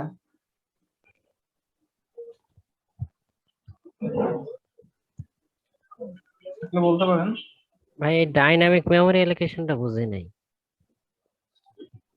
আহ, এখানে ওইভাবে ডাইনামিক মেমোরি অ্যালোকেশন করা হচ্ছে না, এখানে জাস্ট আমি ফাংশন গুলো কল করতেছি, এই ফাংশন কলের জিনিসগুলা কি কম্পিউটার অটোমেটিক হ্যান্ডেল করে, যে কোনটার পর কোনটা ক্যালকুলেট হবে, কোন ফাংশন আগে ক্যালকুলেট হবে, কোন ফাংশনের মান আমি কোন ফাংশনে ফেরত পাঠাবো, এই জিনিসগুলো সব কম্পিউটার অটোমেটিক হ্যান্ডেল করে, এটা আমার কোনো কাজ নেই। আমি জাস্ট কাজ হচ্ছে ফাংশনটাকে কল করব, কল অনুযায়ী সে হচ্ছে আমাকে সব ক্যালকুলেট করে দেবে। বুঝতে পারছেন? এখানে যে আমি ফাংশনটাকে ডিফাইন করে দিচ্ছি কিভাবে হচ্ছে ফাংশনটা, ফাংশনটা হচ্ছে যে যদি 1 হয় তাহলে 0 রিটার্ন করবে, 2 হলে 1 রিটার্ন করবে, আর কোনোটাই না হলে আগের দুটো যোগ করে দিবে, শেষ। মানে সে এই অনুযায়ী সেইভাবে কাজগুলো করে দিচ্ছে আমাকে। বুঝতে পারছেন? এই জিনিসটা হচ্ছে রিকারশন, নিজের কাজ নিজেকে দিয়ে করাচ্ছি আমি, এই ফাংশনের কাজ আমি এই ফাংশন সেম ফাংশন দিয়ে করাচ্ছি। এবার এটাকে বলা হচ্ছে রিকারশন।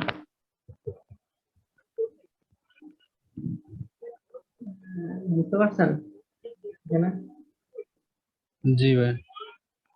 আচ্ছা, তাহলে আমরা আরেকটা এক্সাম্পল দেখি। এবার একটু সহজ এক্সাম্পল দেখি, বুঝতে পারি কিনা। আচ্ছা, আমাকে এখন বলা হলো যে একটা ধারা যোগফল আমাকে বের করে দিতে হবে। ধারাটা কেমন? খুব সহজ একটা ধারা। এক আহ, 1+2+3+4 এরকম করতে করতে করতে এন এন পর্যন্ত সবগুলো যোগফল আমাকে বের করে দিতে হবে। তাহলে এটা যদি আমরা রিকারশন থেকে করতে চাই তাহলে নিশ্চয়ই একটা ফাংশন লাগবে। তাহলে আমি ফাংশনটাকে নাম দিই সাম, সাম অফ এন।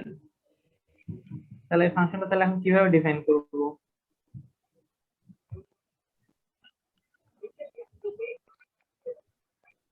একটু চিন্তা করেন, দেখেন যে কেউ বলতে পারেন কিনা যে আমার এই সাম অফ এনটা কি করবে, আমার এন তম সংখ্যাগুলো n plus পর্যন্ত n যোগ plus করবে। 1 n+1 আর এটা সূত্রটা দিয়ে n into n plus 1 divide করতে হবে। n into n plus 1 না divided না, by আমি 2. সূত্রটা ব্যবহার করতে পারবো না, এখানে আমাকে ফাংশন দিয়ে করতে হবে, রিকারশন দিয়ে করতে আচ্ছা আচ্ছা। হবে। মানে রিকারশন বোঝার জন্য এই জিনিসটা দিছি আর কি। তবে অবশ্যই রিকারশন থেকে সূত্র দিয়ে করলে জিনিসটা আরো এফিশিয়েন্ট হবে, ফাস্ট হবে, কিন্তু আমি এখানে রিকারশনটা বোঝার জন্য বলছি আর কি। তাহলে আমি যদি n+1 দিই তাহলে কিন্তু আমার, জি, n plus sum of n minus 1 এটা হচ্ছে n আমি করছি প্লাস সাম প্লাস 1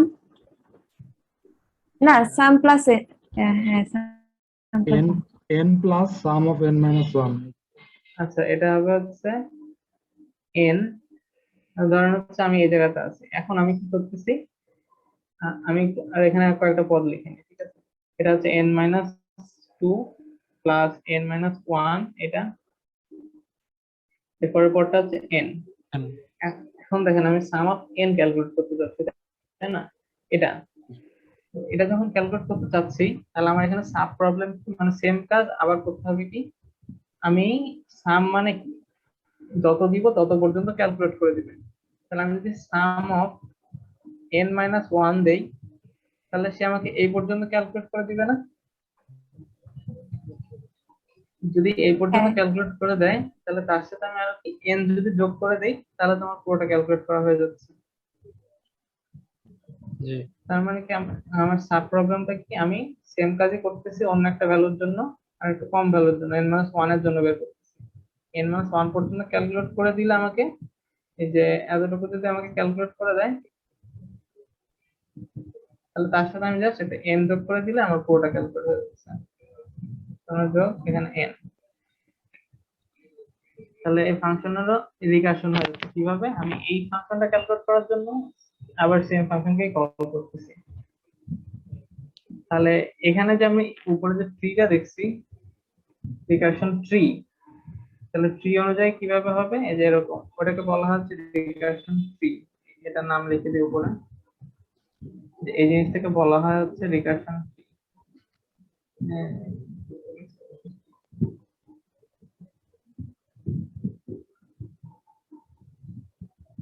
এটার নাম হচ্ছে রিকারশন ট্রি।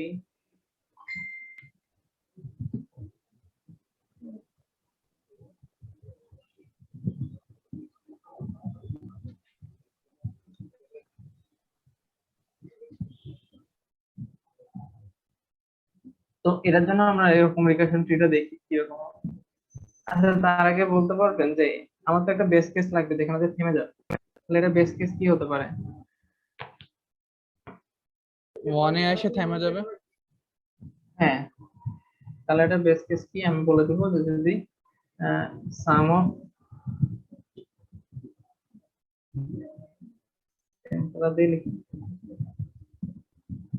সাম অফ 1 হবে হচ্ছে 1, এটা রিটার্ন করে দেবো, এটা ক্ষেত্রে ক্যালকুলেট করবে না। তো তাহলে আমি রিকারশন ট্রিটা দেখি এখানে এরকম হচ্ছে, যে ধরেন আমি সাম অফ 5 ক্যালকুলেট করতে যাচ্ছি, তাহলে এ কি করবে, সাম অফ 4 ক্যালকুলেট করবে, তাই না? n-1 যেহেতু, তাহলে সাম অফ 4 ক্যালকুলেট করবে, সাম অফ 4 এর জন্য সে কি করবে? সাম অফ 3 ক্যালকুলেট করবে।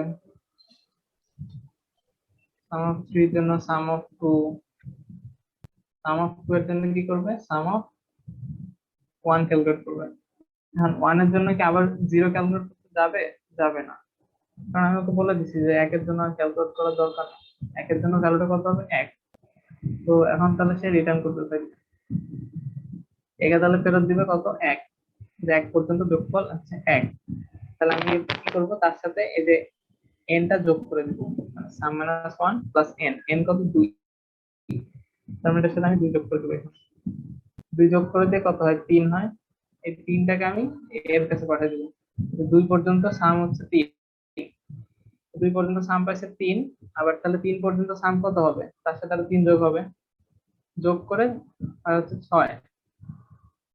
6 হচ্ছে একে আবার পাঠিয়ে দিচ্ছে 4 এর কাছে। তার মানে 4 কে বলতেছে যে 3 পর্যন্ত যোগফলটা হবে হচ্ছে 6। তাহলে 3 পর্যন্ত যোগফল যদি 6 হয়, তাহলে 4 পর্যন্ত যোগফল হবে 6 যোগ 4, মোট 10। তখন এ হচ্ছে 5 কে বলবে 4 পর্যন্ত যোগফল হচ্ছে 10। 4 পর্যন্ত যোগফল যদি 10 হয়, তাহলে তার সাথে আমি আরো 5 যোগ করলে 5 পর্যন্ত যোগফল 15 হচ্ছে। তাহলে আমার 15 ক্যালকুলেট হয়ে যাচ্ছে এখানে। বুঝতে পারছেন? আচ্ছা, তাহলে এটা কোডে কি হবে? কোডটা তাহলে আপনারাই বলেন যে এখানে কি চেঞ্জ করতে হবে। তাহলে আমি এখানে ফাংশনের নাম দিই, ফাংশনটার নাম দিব সাম। ভাই কোডে মেমোরি স্ট্যাকটা আবার ভালো করে একটু দেখানে, আগেরটা ভাই একটু কনফিউশন আছে। আচ্ছা, এটার ক্ষেত্রে আমি তাহলে দেখাই, এটা কি সিম্পল আচ্ছা আছে। ভাই, তাহলে আমি কোডটা আগে লিখে নিই, তারপরে কিভাবে করতে আমি দেখাচ্ছি। আম, আচ্ছা, তাহলে এখানে আমাকে বলতে পারবেন যে তাহলে এটার রিকার্শনটা আমি কিভাবে লিখবো কোডে? এটা আপনারাই বলেন, আমি লিখি। ধরুন আমি সাম অফ 5 ক্যালকুলেট করতে চাই, কিন্তু এটাকে পজিশন না দিয়ে এখানে আমি n দিলাম, n তম পজিশন পর্যন্ত বের করে। তাহলে এখানে আমাকে কি লিখতে হবে? প্রথমে বেস কেস দিতে হবে। হ্যাঁ, বেশ হ্যাঁ, if n হ্যাঁ, equals to 1। এখানে একটা ইম্পর্টেন্ট জিনিস আছে যে বেস কেসটা শুরুতে হতে হবে। যদি বেস কেসটা শুরুতে না দিয়ে আমি লাস্টে দিই, তাহলে কি সমস্যা হবে? আগে কোডটা করবে মানে ওই যে ফাংশনটা আগে করবে, পরে যে ফাংশন শেষ না হওয়া পর্যন্ত তো সে নিচে যাবে না, সেক্ষেত্রে বেস কেস হ্যাঁ, খুঁজেও পাবে না। হ্যাঁ, তার মানে সে কল হতেই থাকবে, হতেই থাকবে। সে কল করতে থাকবে কিন্তু বেস কেস খুঁজে পাবে না, বেস কেস কোনো আসতে পারে না। এই জন্য আমাকে সবসময় একটা জিনিস খেয়াল রাখতে হবে, বেস কেসটা আমার সবার উপরে হবে। আগে বেস কেস চেক করবে, বেস কেস না হলে তখন হচ্ছে আবার কল করবে। তাহলে এখানে বেস কেসটা কি হবে? যদি n equals to 1, হ্যাঁ n যদি 1 হয়, তাহলে আমি কি রিটার্ন করব? return 1। 1, 1 রিটার্ন করে দেবো। আর যদি 1 না হয়, তখন তখন আমি কি রিটার্ন করব? ফাংশনে ঢুকবে, তখন ফাংশনে যাবে।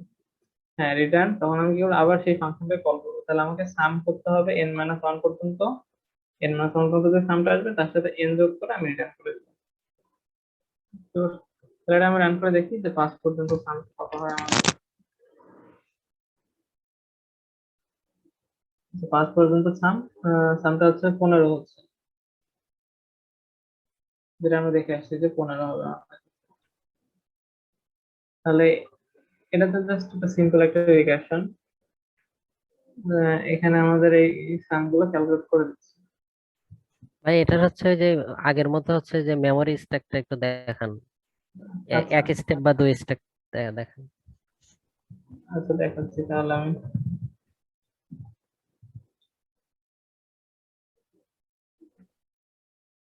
আচ্ছা, এখানে স্ট্যাকটা একটু বড় করে দেখুন।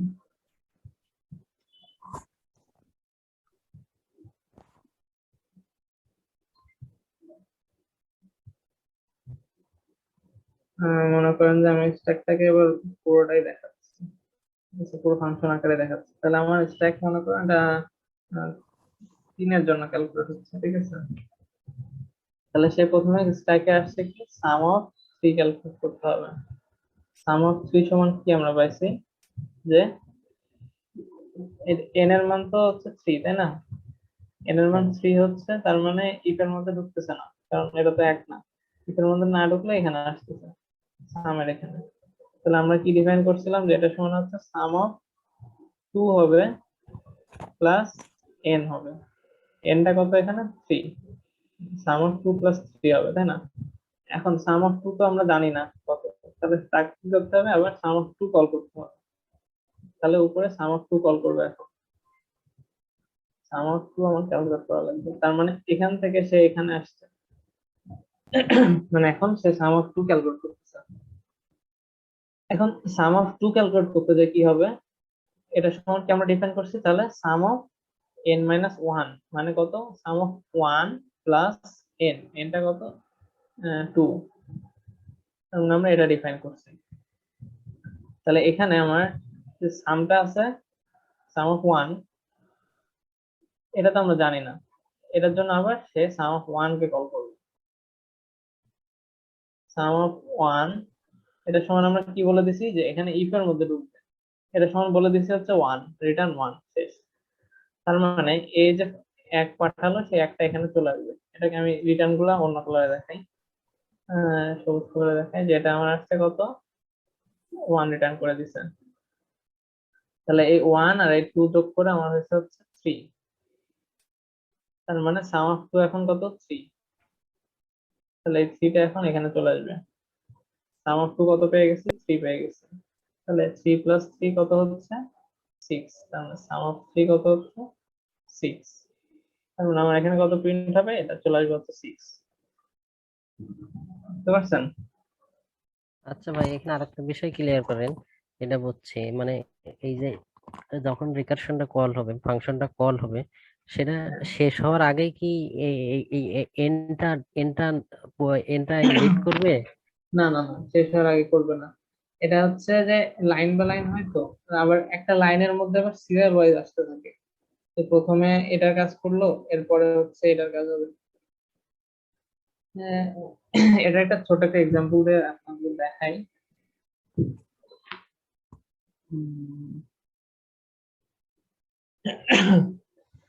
কোনটার কাজ আগে হয়, কোনটার কাজ পরে হয়, তাহলে আপনারা বুঝতে পারবেন। ধরেন আমি এটার নাম দিলাম হচ্ছে প্রিন্ট। এর কাজ কি, প্রিন্ট করবে। কি প্রিন্ট করবে, এন এর ভ্যালুর উপর ডিপেন্ড করে প্রিন্ট করবে, ধরেন, ঠিক আছে? তাহলে আমি কি করলাম, যে বললাম যে সি আউট না, ইফ এন ইকুয়ালস টু 1 হলে কি করবে, সি আউট করবে যে হচ্ছে 1। আর যদি এটা else if n equals to 2 হয়, তাহলে সে কি প্রিন্ট করবে, সি আউট 2। আচ্ছা, এখন আমি যদি একটা লাইনের মধ্যে এই কাজটা করি, সি আউট প্রিন্ট, আচ্ছা এটা কোনো রিটার্ন করবে না। আচ্ছা এটা রিটার্ন করে দিই, এখানে তো আমি স্ট্রিংটা রিটার্ন করবো, কি প্রিন্ট করবে, এটা রিটার্ন করে দিবে এখানে, রিটার্ন 1। এ হচ্ছে 1 রিটার্ন করবে, আর এ হচ্ছে 2 রিটার্ন করবে। তাহলে আমার প্রিন্ট কি কাজ করতেছে, যে যত ভ্যালু দিচ্ছি ইনপুট, তার উপর ডিপেন্ড করে কোন স্ট্রিংটা আমাকে দিবে সেটা দিচ্ছে। তাহলে এখানে আমি প্রিন্ট অফ যদি 1 কল করি, তাহলে আমাকে কত দেওয়ার কথা, 1 দেওয়ার কথা। এরপর যদি আমি প্রিন্ট অফ 2 দেই, তাহলে আমাকে 2 দেওয়ার কথা। আচ্ছা এবার আমি এদের মাঝখানে একটা স্পেস বা একটা হাইফেন টাইপের কিছু একটা দিই। এবার আমি এটা যদি রান করি, তাহলে কি আসে, দেখেন আগে হচ্ছে আমার এখানে 1টা আসছে, এরপর এখানে 2টা আসছে। তার মানে কি, আমার এটা যখন কল করছে, আগে এটা কল হয়েছে, কল হয়ে আমাকে মানটা পাইছে, এরপরে হচ্ছে এখানে আসছে। আমার কিন্তু যদি আগে এখানে চলে আসতো বা একসাথে চলে আসতো, তাহলে লেখা দুটো কিন্তু একসাথে দেখা যেত। কিন্তু আগে হচ্ছে এটার কাজ হয়েছে, আগে 1 লেখা উঠছে, এরপরে এটার কাজ হয়েছে, আমার হাইফেনটা দেখাইছে, এরপরে 2 এর কাজ হয়েছে, তারপর আমাকে 2 লেখাটা দিছে। বুঝতে পারছেন? জি ভাই। জিনিসগুলো সিরিয়ালি হয়, মানে কম্পিউটার এট এ টাইম পুরো এক লাইনে একসাথে এক্সিকিউট করে ফেলতে পারে না। সে লাইন বাই লাইন যায়, আবার লাইনের ক্ষেত্রে আবার সিরিয়াল ওয়াইজ আসতে থাকে। আগে একটা ক্যালকুলেট হবে, তারপরে আরেকটা ক্যালকুলেট হবে, এরকম করে।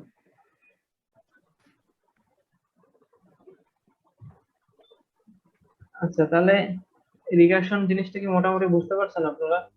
রিগার্শনের ক্ষেত্রে মূলত দুটো জিনিস লাগবে। একটা হচ্ছে যে আমার একটা সাব প্রবলেম লাগবে যেটা হচ্ছে চেইন কাজ করবে, একটা বেস কেস লাগবে যেখানে যে থামবে।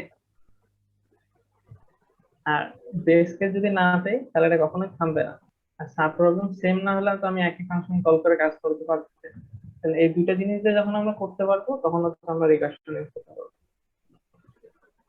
তো এখন যদি একটা এক্সাম্পল দেখাই যেখানে হচ্ছে আমি রিগার্শন লাগবেই, রিগার্শন ছাড়া লুপ করতে গেলে হবে না, সেটা আসলে সম্ভব না। তো এরকম একটা প্রবলেমের ক্ষেত্রে যদি চিন্তা করি, এরকম সিম্পল একটা প্রবলেম মনে করেন যে আপনাদের কাছে তিনটা সংখ্যা আছে 1 2 3। এই তিনটা সংখ্যাকে আমরা কত ভাবে সাজাতে পারি? ইন্টারের ম্যাথ বলতে পারেন, কম্বিনেশন, পারমুটেশন। এটাকে কত ভাবে পারমুটেশন করা যায়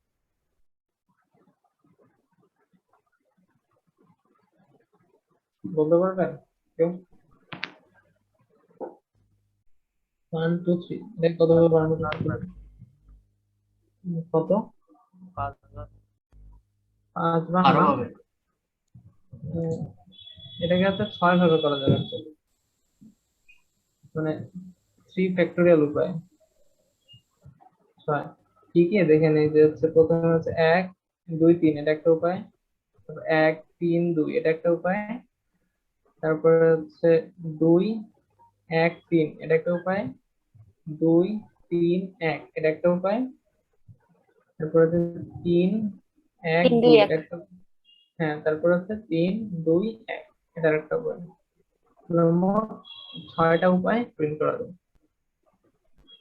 তাহলে মনে করেন আপনাকে বলা হলো যে আপনাকে তিনটা 1 থেকে n পর্যন্ত সংখ্যা দেওয়া আছে, এটা যতবার পারমুটেশন করা যায় সবগুলো প্রিন্ট করতে। মনে করেন যেরকম 1 2 3 1 3 2 2 1 3 2 3 1 3 1 2 3 2 1 এভাবে প্রিন্ট করতে বলা হয়েছে প্রোগ্রামে। তাহলে সেই কাজটা কিভাবে করবেন? মানে এমনি ধরেন যে আপনি রিকারশন জানেন না, রিকারশন ছাড়াই কিভাবে করবেন?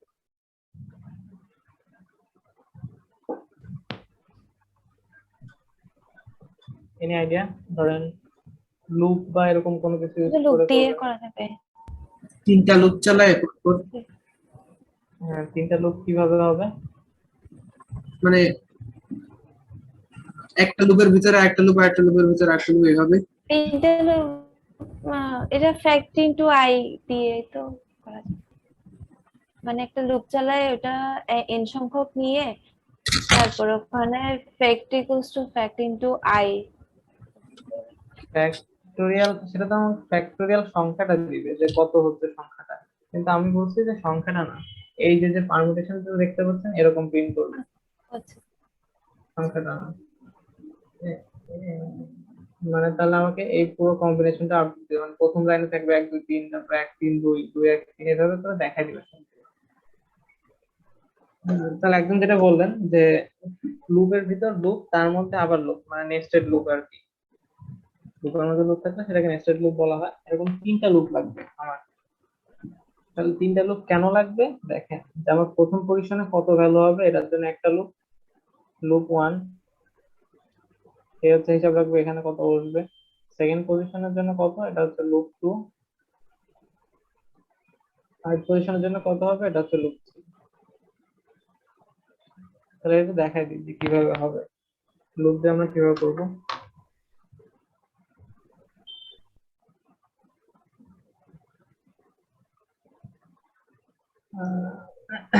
তাহলে আমি জাস্ট তিনটার জন্য করতেছি, যে তিনটা ভ্যালু 1 2 3 এটাকে কতভাবে পারমুটেট করা যায় সেটা প্রিন্ট করবো। তাহলে প্রথমটার জন্য প্রথম পজিশনে কত বসাবো, 1 থেকে 3 পর্যন্ত বসাবো। এবার সেকেন্ড পজিশনেও আমি বি হচ্ছে 1 থেকে 3 পর্যন্ত বসাতে পারি। থার্ড পজিশনেও সি হচ্ছে 1 থেকে 3 পর্যন্ত বসাতে পারি।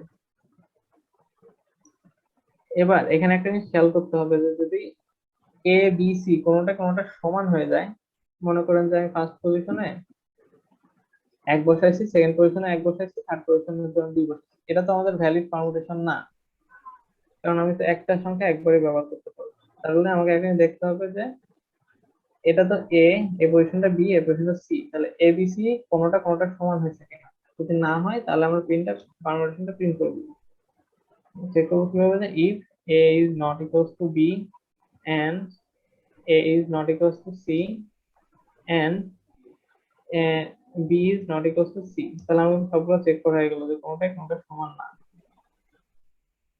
এটা কিভাবে হলো, যে a এর সাথে আমি চেক করতেছি a কি b এর সমান না, c এর সমান না। b এর ক্ষেত্রে আমি চেক করতেছি a এর সমান না, আবার c এর সমান না। c এর ক্ষেত্রে আমার দুইটার সাথে চেক করা হয়ে গেছে, তার মানে কোনোটাই কোনোটা সমান না। তাহলে এখন আমরা কি করতে পারি, এটা প্রিন্ট করে দিতে পারি যে cout a স্পেস, আমি একটু কমা দিই, b, তারপরে হচ্ছে সি। আচ্ছা, এটা এখন রান করে দেখি কি দিচ্ছে। এই যে আমাকে পারমিশন দিয়ে দিল 6টা মানুষ, 1 2 3 1 3 2 2 1 3 2 3 1 3 1 2 3 2 1। আচ্ছা, এতটুকু যদি বুঝে থাকেন তাহলে একটা জিনিস আপনারা বুঝতে পারবেন যে আমি তো এখানে 3টা সংখ্যার জন্য করছি, এখন যদি আপনাকে বলা হতো যে 5টা সংখ্যার জন্য করতে, তাহলে আমার কয়টা লুপ লাগতো? 5টা লোক। হ্যাঁ, 5টা নেস্টেড লুপ লাগতো। এখন ধরেন আমাকে 5টার জন্য বলতে, আমি কষ্ট মষ্ট 5টা লুপ লিখে ফেললাম। কিন্তু যদি এরকম বলে যে আমার ইনপুট এক একবার এক এক রকম হবে, কোনোবার বলতে পারে 5, তাহলে ইনপুট যদি 5 দেই তাহলে 5 বার হবে, ইনপুট যদি 6 দেই তাহলে 6 বার হবে, ইনপুট যদি 3 দেই তাহলে 3 বার, 3টা সংখ্যার জন্য হবে এরকম। তো তাহলে আমার লুপ কি আমি এরকম করে বলে দিতে পারবো যে আচ্ছা আমার লুপ হচ্ছে, যদি n যদি 3টা হয় তাহলে আমার লুপ হবে 3টা, n যদি 2টা হয় তাহলে লুপ হবে 2টা। তাহলে আমার কি করতে হবে তখন, দেখেন তাহলে আমি তখন যদি এভাবে করি তাহলে আমি কি করতে, if n equals to 1 তাহলে হচ্ছে একটা, যদি if else if n যদি 2 হয় তাহলে আরেক রকম লুপ, যদি else if n যদি 3 হয় তাহলে হচ্ছে এরকম 3টা লুপ লাগবে। এটা মনে করেন এই 3 এর মধ্যে থাকবে। এটা যদি n যদি 3 হয় তাহলে এইভাবে প্রিন্ট করবে, else if যদি n equals to 4 হয় এভাবে করবে। এরকম করতে করতে করতে আমার 20টার জন্য 20টা ইফেক্ট রাখা লাগবে। যদি আমাকে 100টা ভ্যালু বলে আমার 100টা ইফেক্ট রাখা লাগবে। কিন্তু আমার যদি এই কষ্ট করতেই হয় তাহলে তো প্রোগ্রামিং করে লাভ নেই, কারণ প্রোগ্রামিং বানাইছে হচ্ছে যে আমার কাজটা সহজ করে দেবে। হ্যাঁ, তো এই জন্য এখানে দেখেন যে আমার লুপ কতগুলো লাগতেছে, এটা কিন্তু আমি ভ্যারিয়েবল আকারে বলে দিতে পারি না যে আমার 5টা লুপ ইউজ করবো 6টা লুপ ইউজ করবো, আমাকে বলে দিতে হয় ফিক্স করে যে এই কটাই লুপ হবে। এই জন্য আমাকে ইফ এলস দিয়ে করতে হচ্ছে। এখানে সলিউশনটা কি, সলিউশন হচ্ছে আমার রিকারশন। আমি যদি রিকারশন ইউজ করি তাহলে আমার জিনিসটা খুব সহজ হয়ে যাচ্ছে, যে আমার এরকম এতগুলো ইফ এলস লেখা লাগতেছে না, আর লুপ আমার যে কটা লাগবে সেই কটাই আমার হয়ে যাবে, রিকারশনের মাধ্যমে হয়ে যাবে।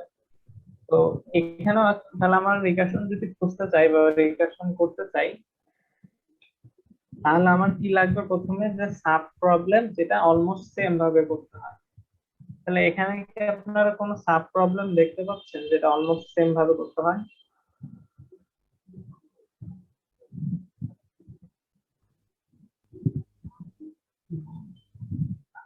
আপনারা একটু পজিশন নিয়ে চিন্তা করবেন যে আমি কোন পজিশনে আছি, তাহলে এর পরের গুলো আমি কিভাবে ক্যালকুলেট করতেছি। এখানে এগুলোকে পজিশন হিসেবে যদি আমরা দেই তাহলে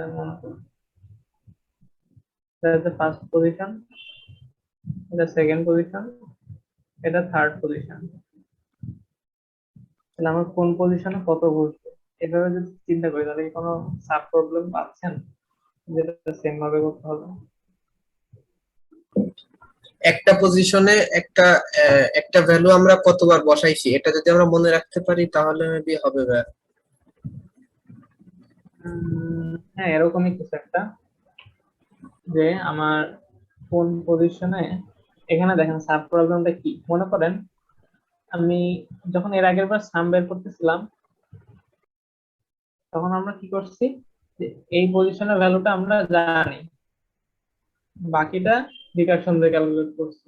আবার এখানে যখন ক্যালকুলেট করছি এই পজিশনটা জানি, বাকিটা রিকারশন দিয়ে করছি, এই পজিশন জানি, বাকিটা রিকারশন দিয়ে করছি, এই পজিশন জানি, বাকিটা রিকারশন দিয়ে করছি, এই পজিশন জানি, বাকিটা রিকারশন দিয়ে করছি, এভাবে করে আমরা করে করে গেছি। হবে, দেখেন আমি যদি প্রথম পজিশনে 1 বসাই দিই, তাহলে বাকিগুলোতে আমি 2 আর 3 কত ভাবে বসাতে পারি।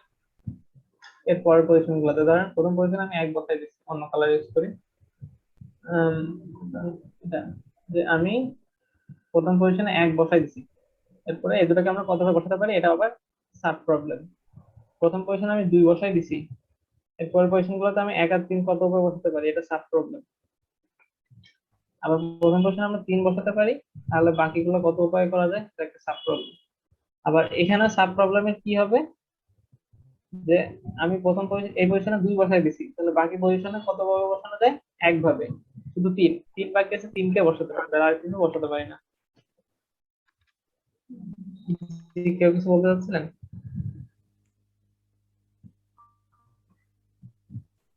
আচ্ছা, তাহলে তাহলে আবার কি করতেছি, আবার ধরেন 2 উঠাই দিচ্ছি, এখন আমার এই পজিশনে কি 3 বসাই দিচ্ছি, বাকিটা কত উপায় বসাতে পারি, এক উপায়, শুধু 2, আর কিছু বসানো থাকে না। তার মানে এই জিনিসটাকে আমরা এখন কিভাবে চিন্তা করব, এবার তাহলে আমরা একটা বক্সের মতো করে চিন্তা করি, যে বক্সে আমি কোন পজিশনে কত বসাচ্ছি। তাহলে আমি যদি এখানে একটা বক্স আঁকাই, আমার পজিশন কয়টা, 3টা। এটা মনে করেন ফার্স্ট পজিশন, 0 নম্বর পজিশন, 1 পজিশন, 2 পজিশন। এখন আমার কাছে সংখ্যা আছে কয়টা, 3টা, 1 2 3। এখন ধরেন আমি প্রথম ঘরে 1 বসাই দিচ্ছি, তার মানে 1 কে আমি আর বসাতে পারবো না।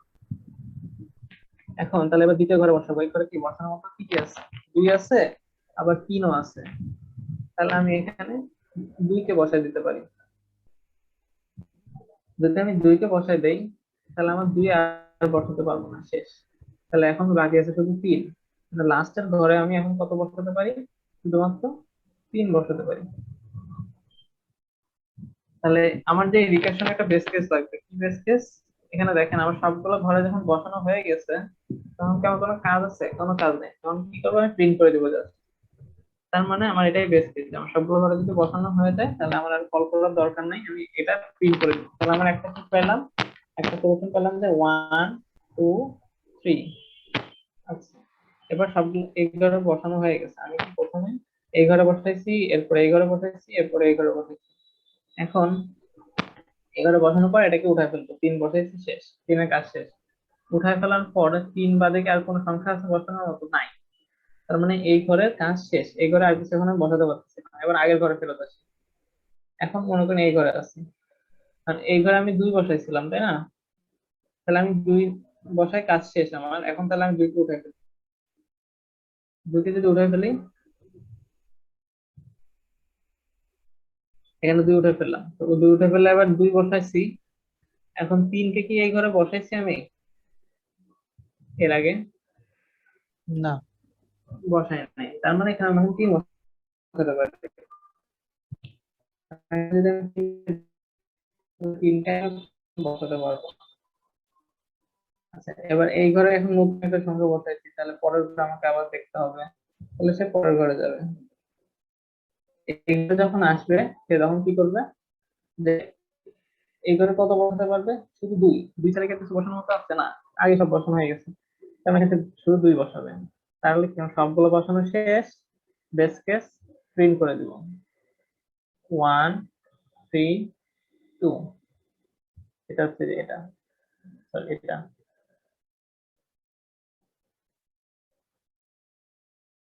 আচ্ছা, এবার তাহলে আমার এই ঘরে বসানো শেষ, এই ঘরে 2 ছাড়া কিছু বসাতে পারতেছি না, উঠাই ফেললাম।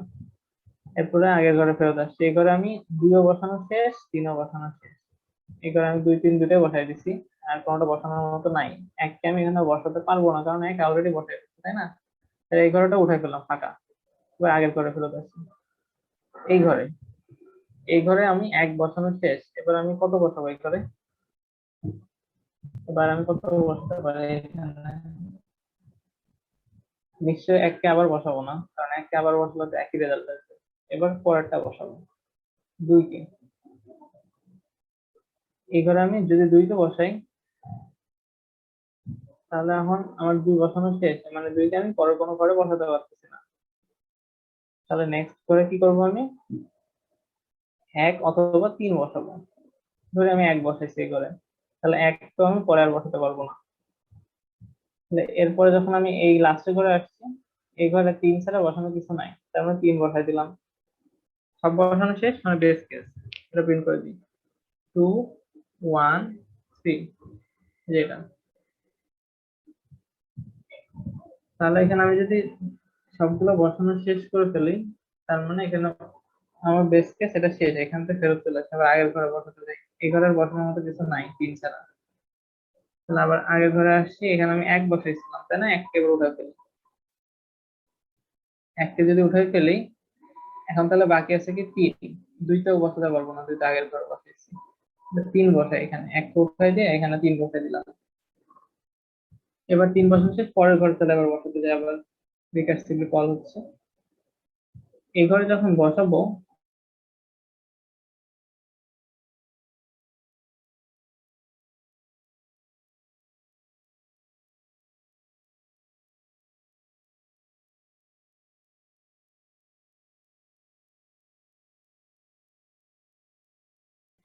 আপনারা বুঝতে পারতেছেন যে জিনিসটা কিভাবে হচ্ছে? আমি একটা একটা করে ঘরে বসাচ্ছি, কোডে কিভাবে করবো সেটা পরের বিষয়। সিস্টেমটা বুঝতে পারছেন যে কিভাবে হচ্ছে বসাচ্ছি আমি? জি ভাই। আচ্ছা, তাহলে মনে করেন যে আমাকে হাতে কলমে বসাতে বললে আমি কিছুটা এইভাবেই বসাতাম। তো আমি এখন এই জিনিসটাকে হচ্ছে কোডে বসাবো। তার আগে বললেন যে কারো কোনো কনফিউশন আছে যে কিভাবে বসাতে, সিস্টেমটা বুঝতে পারতেছেন না? তাহলে আরেকবার দেখাই দিই।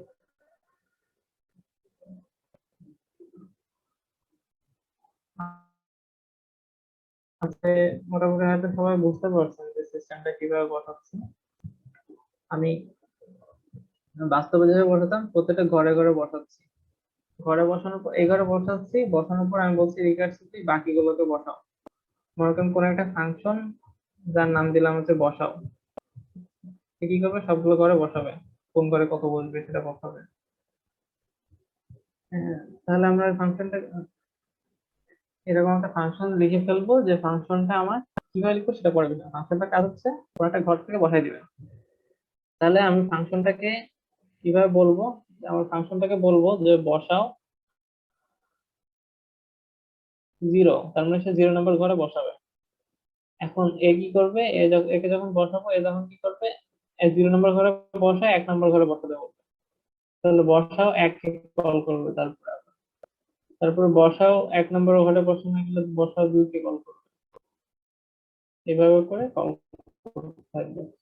যখন বেস কেস কি লাস্ট কেস, মনে করেন যে বসাও 2 তে আছে, 2 তে বসানো হয়ে গেছে, এবার কি করলো? সে আবার এখান থেকে বলে দিল যে আর বসানোর মতো কিছু নাই, এবার অন্য কিছু বসা, আগের ঘরে ফেরত চলে আসে। সে আবার অন্য কিছু বসাবে, বসায় আবার সে বসাও 2 কে কল করবে। এইভাবে জিনিসটা কি বুঝতে পারছেন? তারপর নর্মালি আমরা করি যে হচ্ছে আমরা পারমুটেশনটা কিভাবে বসাই, তাহলে এভাবে অনেকটা করে বসাতে থাকি। যে প্রথম ঘরে একটা সংখ্যা বসাইছি, এবার বাকিগুলো আমি কতভাবে বসাতে পারি। যেরকম এখানে দেখেন, প্রথম ঘরে আমি 1 কে ফিক্স করে দিছি, এরপর বাকিগুলোকে কতভাবে বসাতে পারছি। তারপর সেকেন্ড ঘরে আমি 2 কে ফিক্স করে দিছিলাম, 2 কে ফিক্স করলে 3 ছাড়া বসানোর কোনো উপায় থাকে না। এবার 2 কে কাজ শেষ, 3 ফিক্স করছি, তাহলে 2 ছাড়া বসানোর উপায় থাকে না। এবার 1 কে বসাই, আর কোনোভাবে বসাতে পারি না। আবার এখানে 2 বসাইছি, 2 বসানোর পর বাকিগুলো বসাইছি, তারপর 3 বসাইছি, 3 বসানোর পর বাকিগুলো বসাইছি। এভাবে আমরা হাতে কলমে করলে এভাবে করতাম।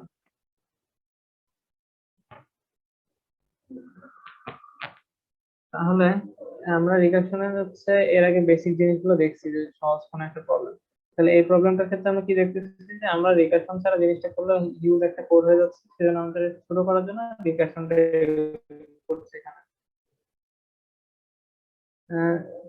জিনিসটা হয়তো বা আপনাদের কাছে এখন একটু কঠিন লাগতেছে যে এখানে কিভাবে কল হচ্ছে, কাজ হচ্ছে কিভাবে, রিকারশন জিনিসটা অনেকেরই বুঝতে অসুবিধা হচ্ছে যে আমার রিকারশনটা কিভাবে আমি লিখবো একটা কথা, তারপরে হচ্ছে রিকারশন কল গুলা কিভাবে হচ্ছে, এই জিনিসগুলা বুঝতে একটু অসুবিধা হচ্ছে। কারণ কি? কারণ হচ্ছে আপনারা দেখছেন এখন নতুন শিখছেন।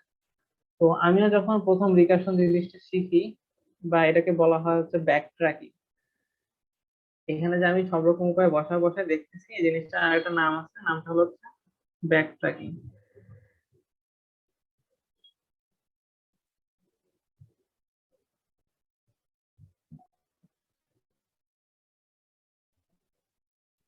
তো এইভাবে যে বসাচ্ছি, এই জিনিসটা আমার কাছে প্রথম প্রথম খুব কঠিন লাগতো যে এখানে কিভাবে কাজগুলো হচ্ছে।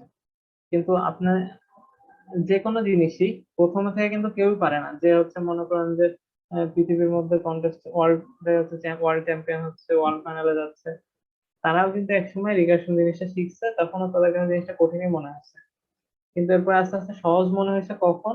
যখন কঠিন মনে হওয়ার পরেও আপনি জিনিসটা চেষ্টা করছেন, হাতে কলমে করার ট্রাই করছেন, তখন দেখবেন যে আস্তে আস্তে জিনিসটা সহজ মনে হচ্ছে। তো যেহেতু রিকারশন জিনিসটা আজকে প্রথম শিখলেন, তো আমি এই জিনিসটা আর আজকে শিখাতে চাচ্ছি না, হয়তো কোনো একদিন কোনো একটা ক্লাসে হয়তো এই জিনিসটা আবার দেখাবো। তো এখন আপনারা যতটুকু শিখছেন, এখান থেকে আপনি যদি আরো ভালো করে বুঝতে চান যে জিনিসটা কিভাবে হচ্ছে, জিনিসটা যদি আপনি ইজি মনে করতে চান যে আমার কাছে রিকারশন জিনিসটা সহজ মনে হবে, তাহলে আপনাদের যেটা করতে হবে, এই জিনিসটা হচ্ছে প্র্যাকটিস করতে হবে, খাতা কলমে করতে হবে প্রথমে, যে আপনার রিকারশন কল গুলো, ফাংশন কল গুলো কিভাবে হচ্ছে, এই জিনিসটা বুঝতে অনেক অসুবিধা হয়। তো আপনি যখন খাতায় একটা লিখবেন, যে আমি যেখানে ট্রি যেভাবে লিখছেন এভাবে আপনি লিখবেন যে এইটা কল হচ্ছে, এবার এটার জন্য আমার কোনটা কল হচ্ছে, এখান থেকে কোথায় যাচ্ছে, কোথা থেকে কোন ভ্যালু পাচ্ছে, এভাবে যখন আপনি খাতায় নিজে নিজে করবেন, তখন আপনি জিনিসটা হয়তো ক্লিয়ার হবে। কারণ আরেকজন করে দিলে হয় কি, আমি যে চিন্তাটা করতেছি আপনার সেই চিন্তাটা হচ্ছে না, ফলে আপনি জিনিসটা বুঝতে পারতেছেন না। তো এই জন্য হচ্ছে এই জিনিসটা আপনাকে প্র্যাকটিস করতে হবে। প্র্যাকটিস কিভাবে করবেন? রিকারশনের ক্ষেত্রে আপনি এরকম রিকারশন ফাংশন গুলো কিভাবে হচ্ছে সেই জিনিসগুলো আপনি খাতা কলমে করার পর সেটাকে কোডে রান করে দেখবেন। তাহলে হচ্ছে বুঝতে পারবেন। আর কোডে রান করার ক্ষেত্রে কিভাবে করবেন, যে লাইন বা লাইন একটা থাকবে, কোন লাইনের পর কোন লাইন আসবে, এই লাইন থেকে জাম্প করে কোন লাইনে চলে যাচ্ছে, এভাবে করে যদি চিন্তা করতে পারেন তাহলে জিনিসটা আপনাদের কাছে সহজ মনে হবে। তো এখানে একটা আপনাকে এক্সাম্পল দিলাম যে রিকারশনটা কিভাবে ইউজ হইতে পারে। এটা হচ্ছে জাস্ট সিম্পল একটা প্রবলেম। যদি আপনি আরো সব রিকারশন যত প্রবলেম সব যদি চিন্তা করেন, এটা সিম্পল একটা প্রবলেম। আপনি যদি কয়েকদিন চেষ্টা করেন তাহলে দেখবেন যে এই জিনিসটা আপনার কাছে পানির মতো হয়ে গেছে। আপনাকে যদি কেউ পারমুটেশন প্রিন্ট করতে বলে, আপনি দেখা যায় যে 2 মিনিটে কোডটা লিখে শেষ করে ফেলতে পারেন। আপনার মুখস্থ না, কিন্তু আপনি চিন্তা করে 2 মিনিটে লিখে ফেলতে পারবেন। তার জন্য কি করতে হবে? আপনাকে প্র্যাকটিস করতে হবে একটু। তো এই জন্য হচ্ছে আমি কি করবো, আপনাদের সহজ সহজ কিছু রিকারশন দিব, মিডিয়াম লেভেলের কিছু রিকারশন দিব, এবার কিছু হার্ড লেভেলের রিকারশন দিব। তো রিকারশন দিয়ে আপনি সহজ থেকে হার্ড সব ক্যাটাগরির প্রবলেম আছে, হার্ড প্রবলেম আছে যেগুলো শুধু রিকারশন দিয়ে করতে হয়, যেটা কাজ কি আমার রিকারশনটা কিভাবে হচ্ছে সেটা বুঝতে পারা। সহজ কিছু প্রবলেম আছে যেটা রিকারশনে করা যায়, সেখানেও কাজ কি রিকারশন বুঝতে পারা। কিন্তু রিকারশনের ক্ষেত্রে ফিক্সড কোনো কিন্তু নিয়ম নাই যে রিকারশনটা এভাবেই আমাকে তৈরি করতে হবে। যেমন দেখেন এখানে রিকারশনটা তৈরি করছি কিভাবে, আগের সংখ্যার সাথে এন যোগ, এখানে আমি রিকারশনটা কি করছি, আগের দুইটা সংখ্যার সাথে যোগ করে দিয়ে। আবার এখানে আমি রিকারশনটা কিভাবে জেনারেট করতেছি, কোন পজিশনে আছে তার উপর ডিপেন্ড করে। হ্যাঁ, এক এক ক্ষেত্রে রিকারশনটা এক এক রকম।